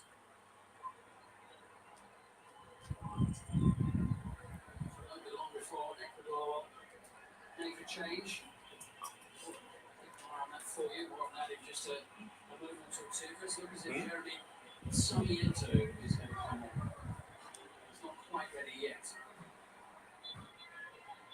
Here's Hassan into Ahmed. Qatar is just playing the ball back. There's no general progression. It's just very disappointing. Come on, Qatar, do something. Show us you're a better team. Show us you're the host. You have to at least come out and actually play this game. Show us that. Okay, now trying to string in a couple of passes. Yeah, Qatar is just playing passes right now. Ecuador seems to be relaxed and letting them come at them because they know them. Okay, that's a drive by Qatar. Qatar might actually have something going on. There is a ball that's in the wing for Qatar.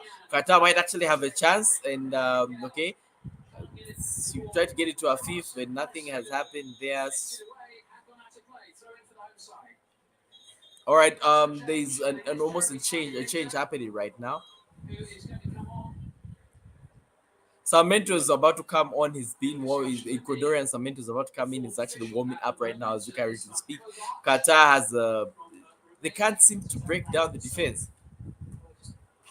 There's a question by Mr. Mwamba State is asking, how is Qatar performing? Qatar isn't performing any better. Let me just draw your attention to the statistics. They at least have tried to equalize on the possession front, but Ecuador is letting them play at them.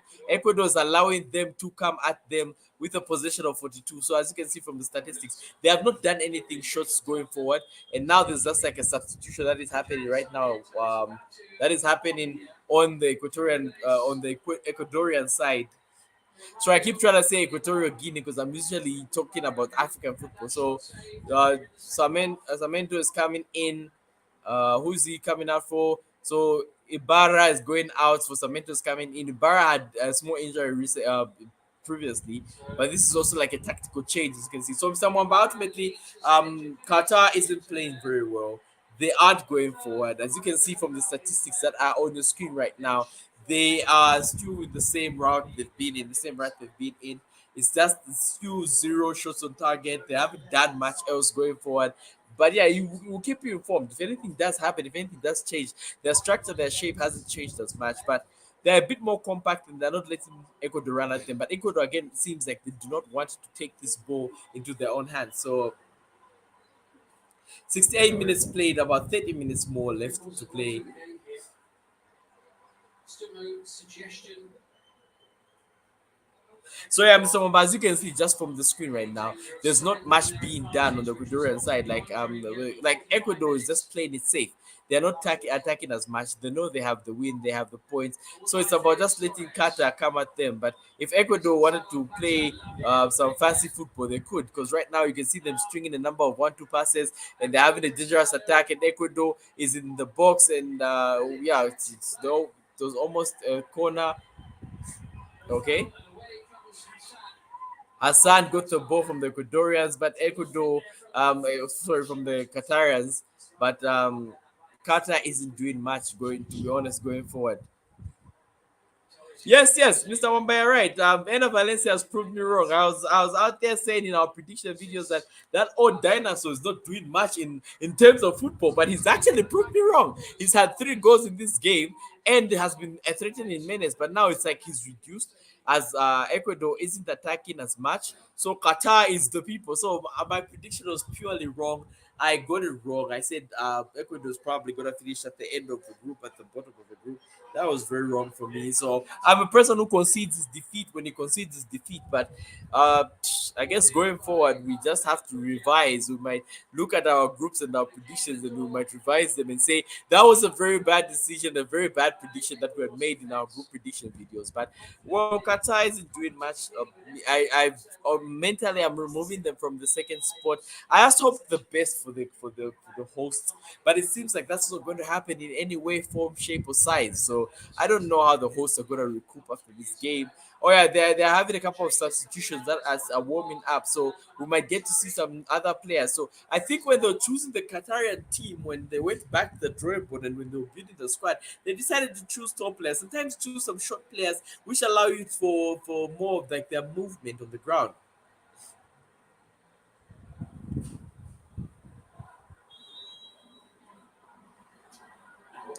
Well, Ecuador has an attack right now, which is probably going to be a very dangerous attack. It's a free kick, and it's gone up. It's in the box, and it's amounted to nothing, of course, because it seems Ecuador is just lying down and they're not trying to win as much of this ball as possible. So I don't know what's going to happen in this game, but there are a couple of substitutions coming in. So Qatar is letting in two new players. You guys will get the confirmation right now on the screen. Qatar is they have Hassan going out for Muhammad Wada. Yeah. Okay, so Al Bayati is coming in for Hassan. Okay. The second substitution comes in the form of Muntari is coming. Muntari Muhammad has come in. We're just waiting for them to confirm who is gone, who is changing for. Well, Ecuador still already has an attack right now. They're on an attack, 70 minutes played.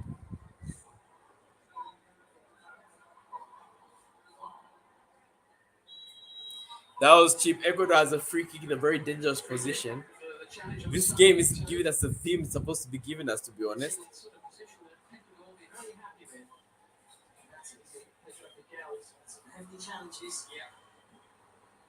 Well, that was a free kick, purely a free kick, and it's at a very dangerous position. If Ecuador do get this goal, it might be a game down, guys. It might be a game down for Qatar. If Ecuador do get this goal, it's game down. Right in front of those South American fans.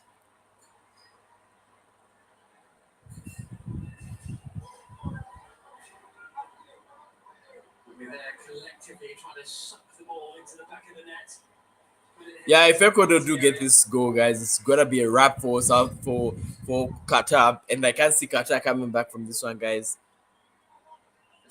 We have a free kick in a very dangerous position. The ball is up, and now it's been cleared by Qatar, but it's gone back to the same position. I'm assuming it's just gonna do the same and just kick it back there. Afif is the one who's actually defending. Afif is supposed to be at the striking. He's supposed to be up front, but Afif seems to be the one who is actually defending.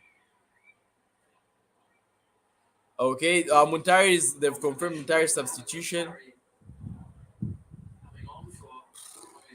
Ecuador is literally just playing the ball at the back right now. Qatar is giving up on this ball. I guess the changes that have come in have not made any significant differences.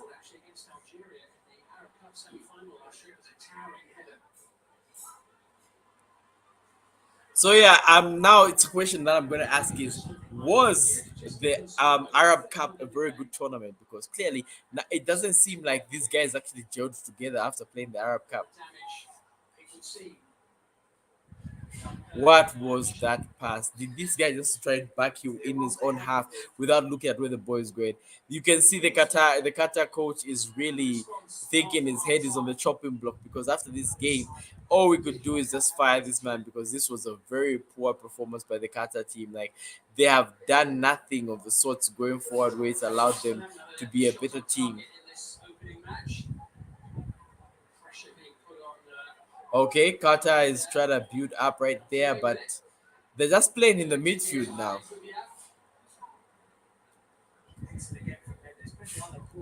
Okay, they're just trying to string some passes along. You can see that Qatar has started to play something different. Okay, there's a cross there, and Qatar is at least getting to the box now. There, Qatar is in the box. They're doing a couple of 1-2 passes. Okay, Qatar is coming to life, and a fifth went for that. We almost went for one of those goals that are always like in the advert. You'd have made one of those advert poster kind of goals, but it's amounted to nothing. Afif tried to take a shot from out of the box, but he just ballooned it into the fans, into the stands.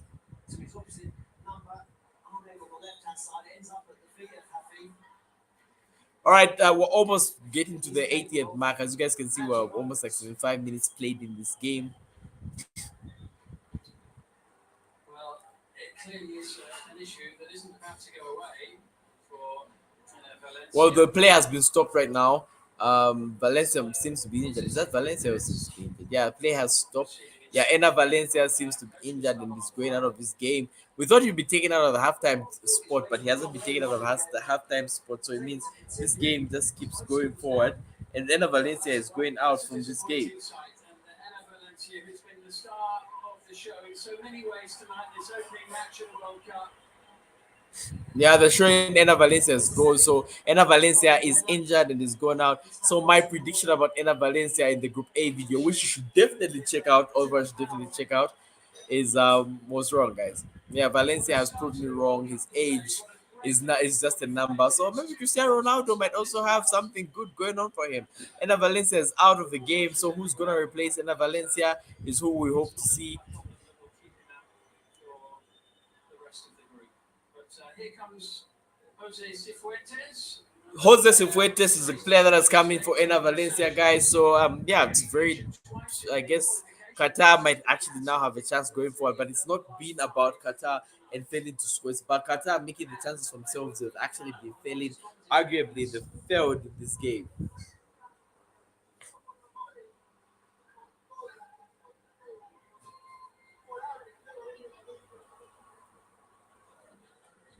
Well, Qatar still have time. We've seen crazier things happen. We've seen a game that was going to the end. Okay, Qatar has a foul. Well, we've seen crazier things happen, guys. In my time, I've seen crazier things happen, and Qatar getting a goal might not be as far-fetched as it may seem to most of the people. Yellow card here as well.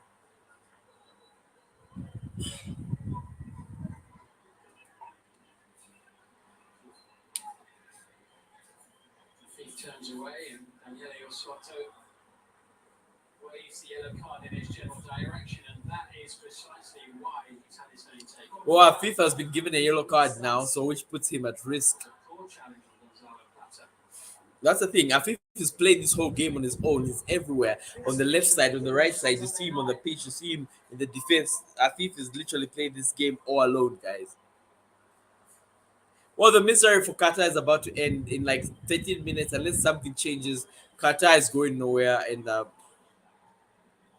that was a disappointing start to this group, to be honest. First contact The host losing their first game. by Okay. Caicedo. Now can Qatar Okay, Qatar almost had something, but that attack has been ended prematurely because not even a shot on target from Qatar, not even a single goal. My co-comment, well, our co-analyst here is looking at the game and is just very disappointed in Qatar. He expected better from Qatar. I expected better from Qatar, but Qatar did not expect better from themselves, and that is the most disappointing thing about this match, guys. Chris, what you see from Ecuador? They take their foot off the gas a little in the second period.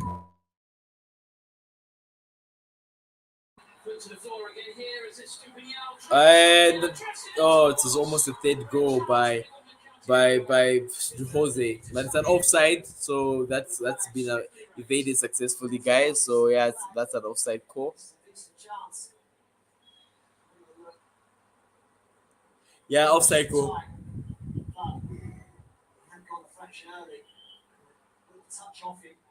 This has been a horrible game. I would lie to you guys for the host, to be honest. I'd assume the host would do better. I think we should have had another game after this game, just to wash our minds from what we've seen today. The team in his club side in England, Brighton. Born in Madrid to Ecuadorian parents who grew up in London from the age of 7, but very much 80 minutes played, and to be honest, guys, Qatar have had 0 shots on target, and for the host, this is a very poor showing. Like, there's no excuse that you can make and tell me that this excuse makes sense. But Qatar has been awful, dreadfully poor in this game.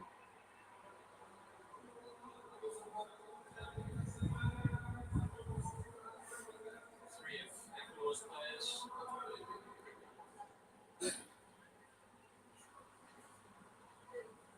Three of Ecuador's players on the pitch at the moment, all in the 21st century. Okay, Ecuador has another attack. They are 3-on-2. Ecuador with an attack right now.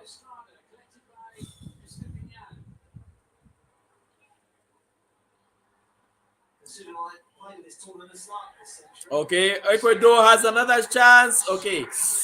Oh. The Qatar keeper has been in. Okay, it's fine. It's fine. It's fine. Plata almost injured the Qatarian keeper.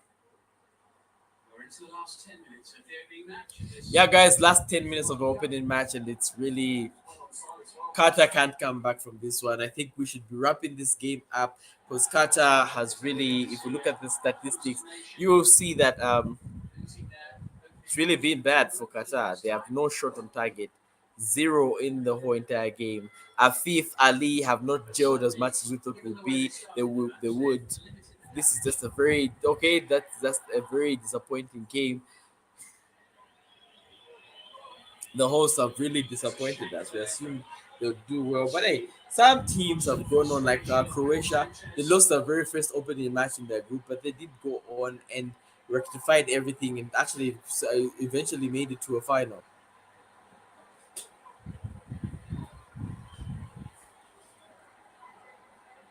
Doesn't get any easier from here. Senegal and the Netherlands. Senegal and Netherlands are not going to let up on Qatar, so Qatar it might be over for Qatar because the next game is Qatar Senegal. That is tomorrow. That is tomorrow, guys. Okay. Ecuador are not easing up. Qatar have just been outplayed, outclassed, outmatched, and there's nothing else you can say about this Qatarian team. It's just been very poor showing from them, and that is the biggest disappointment of this game, guys. So I hope it gets better for them going forward. All we can wish Qatar is the best because there's nowhere they're going. They're probably gonna be parking the bus at the end of these group stages.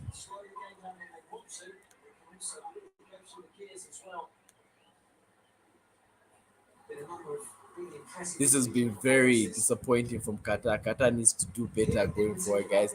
I won't even lie to you. I believed in this team. I believe they could do something as a host. But I guess this is what you get for using emotions when you're deciding what your predictions are. So now we'll do better in our next predictions video. So yeah, guys.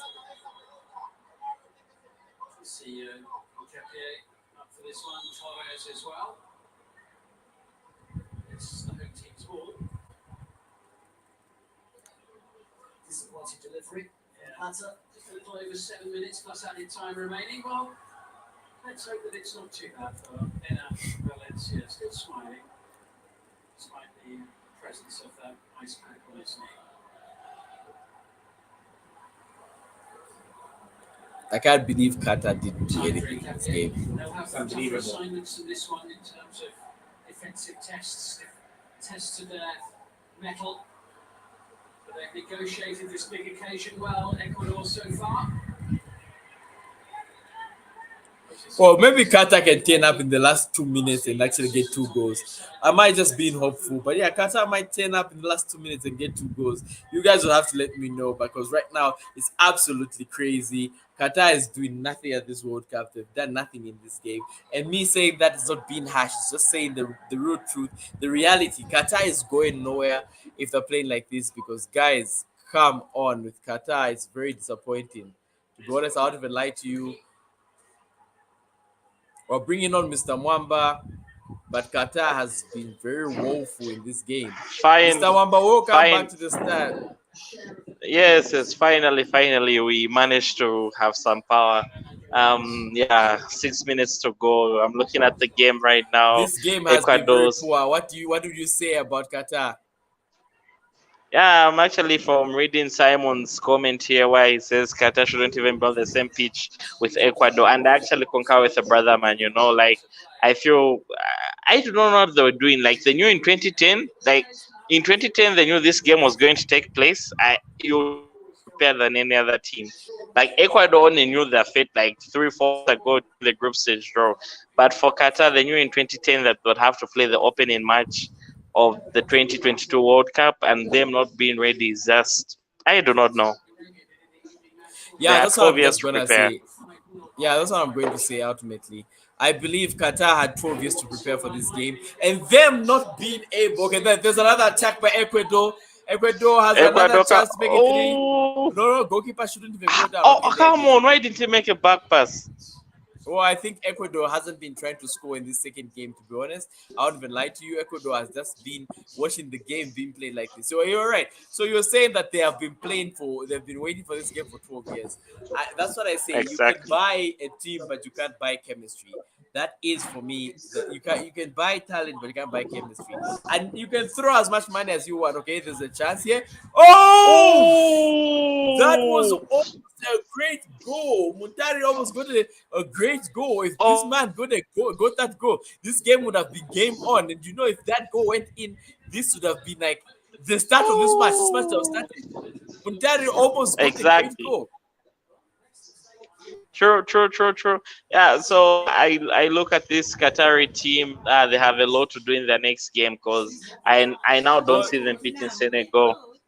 I don't see no, them no, beating Netherlands. the Netherlands. Yeah, so hey, oh, And as you know, Senegal is the African uh, champions, and they are not gonna play the African champions and expect to get a win.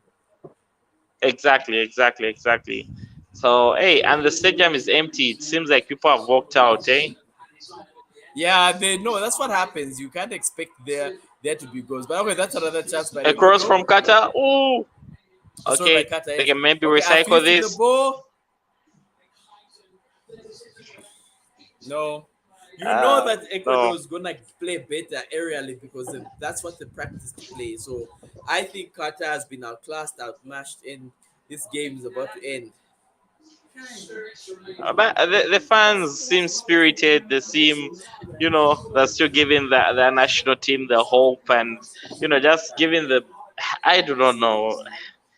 I'm literally lost of words. Like, you had 12 years to prepare for one match, and the match is against Ecuador, the team that finished fifth in South America. Like, it doesn't get easier than that. To be honest, that get easier than that. They could have finished fifth. That means if they met anyone from South America, they'd be walloped, battered, Exactly. ended. Their careers Exactly. would be ended because this game was supposed to be something we would like a 1-0 win for Qatar would have been something we were expecting. But hey, I guess that's not how football works. You need to be a footballing nation. So the next going forward, I would ask FIFA to give World Cups to people who know how to play football. Give it to some England. Very so they shouldn't be embarrassed. Give it to some Germany. Give it to some France. Give Because it to anyone. already 2026 is the US, Mexico, and Canada. That's our host for 2026.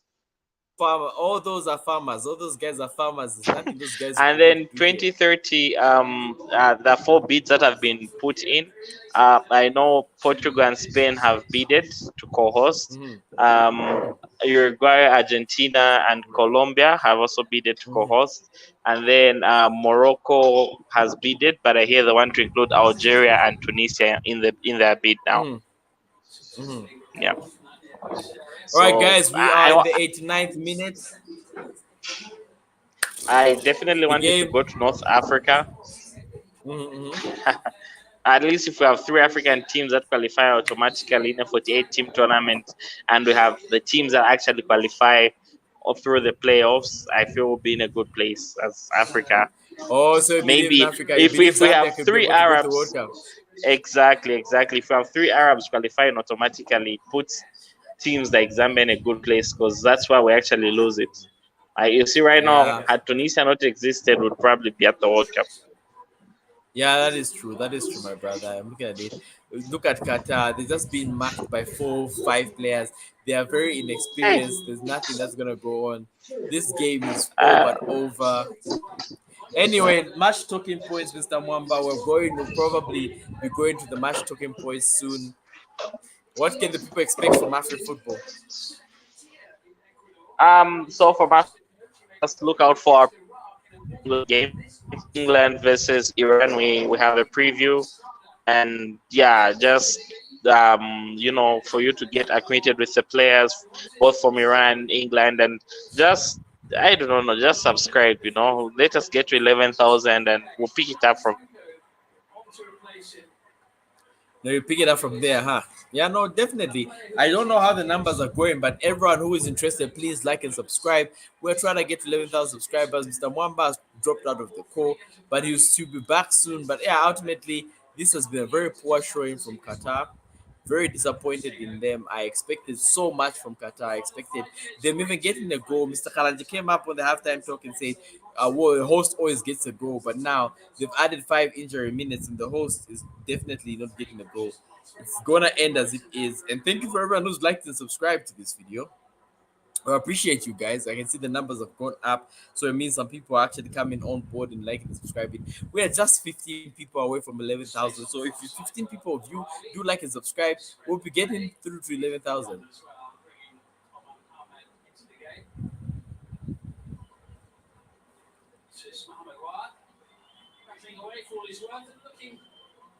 Now, Qatar has had a very poor showing. We're going to look at the statistics. And, guys, that is how it's been. 0 shots on target from Qatar.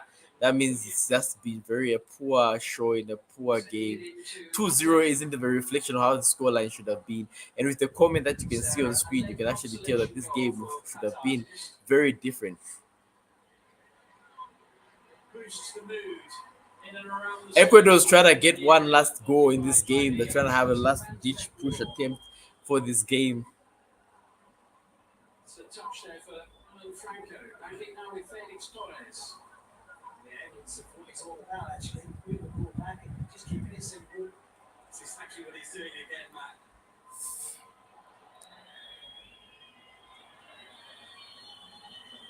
And they're just managing the play now, Ecuador.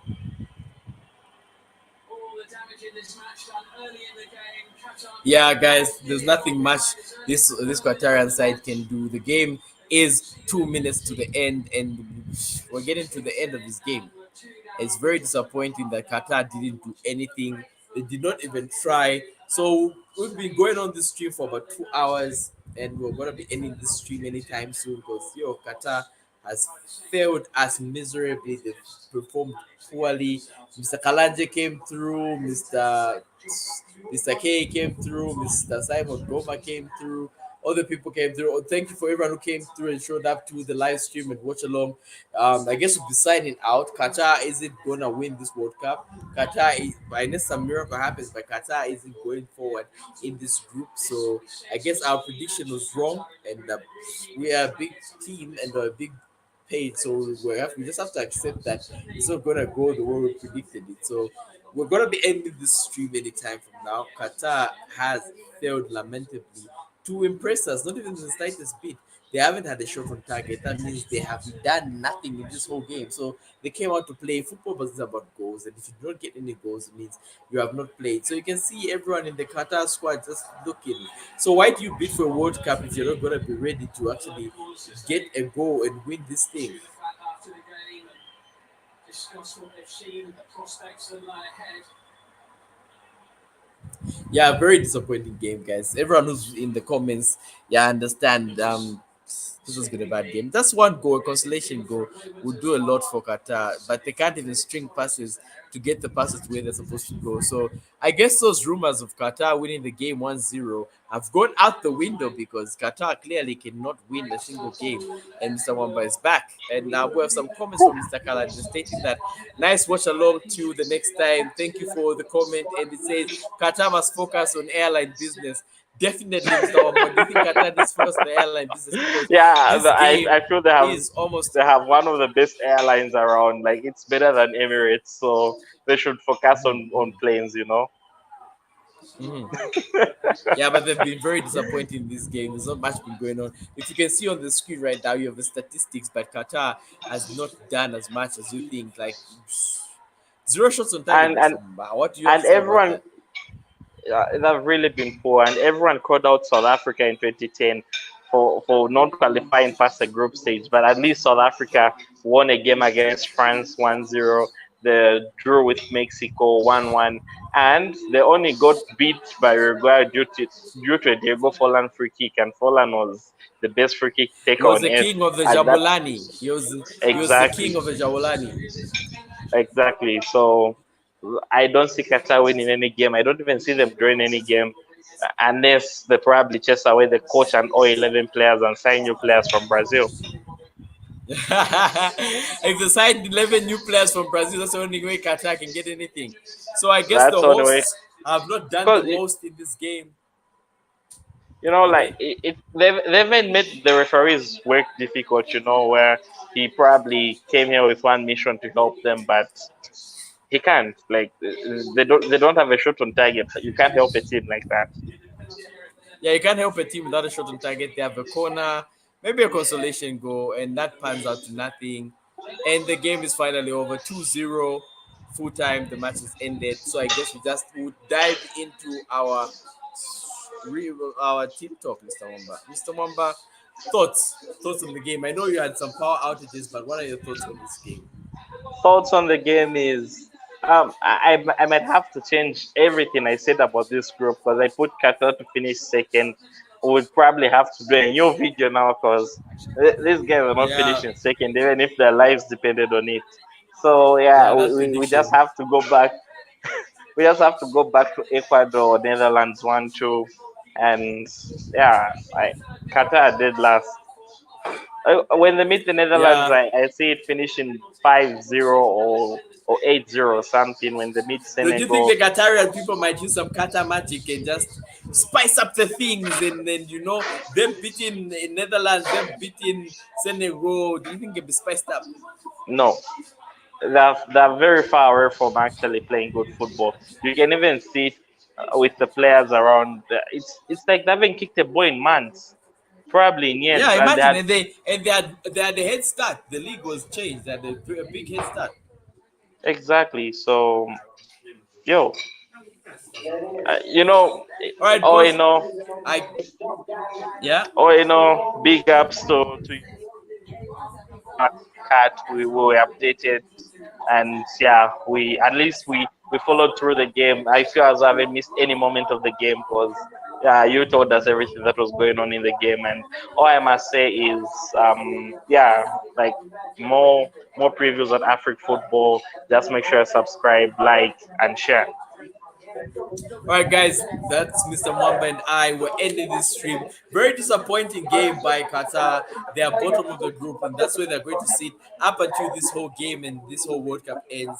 Guys, it's been nice to have everyone who came through, Mr. Kalanje IK, Mr. Simon Goma, and everyone, Mr. Kuka, Mr. Mwamba, Mr. K, who came in. See you guys in definitely the next live stream and watch along. Bye.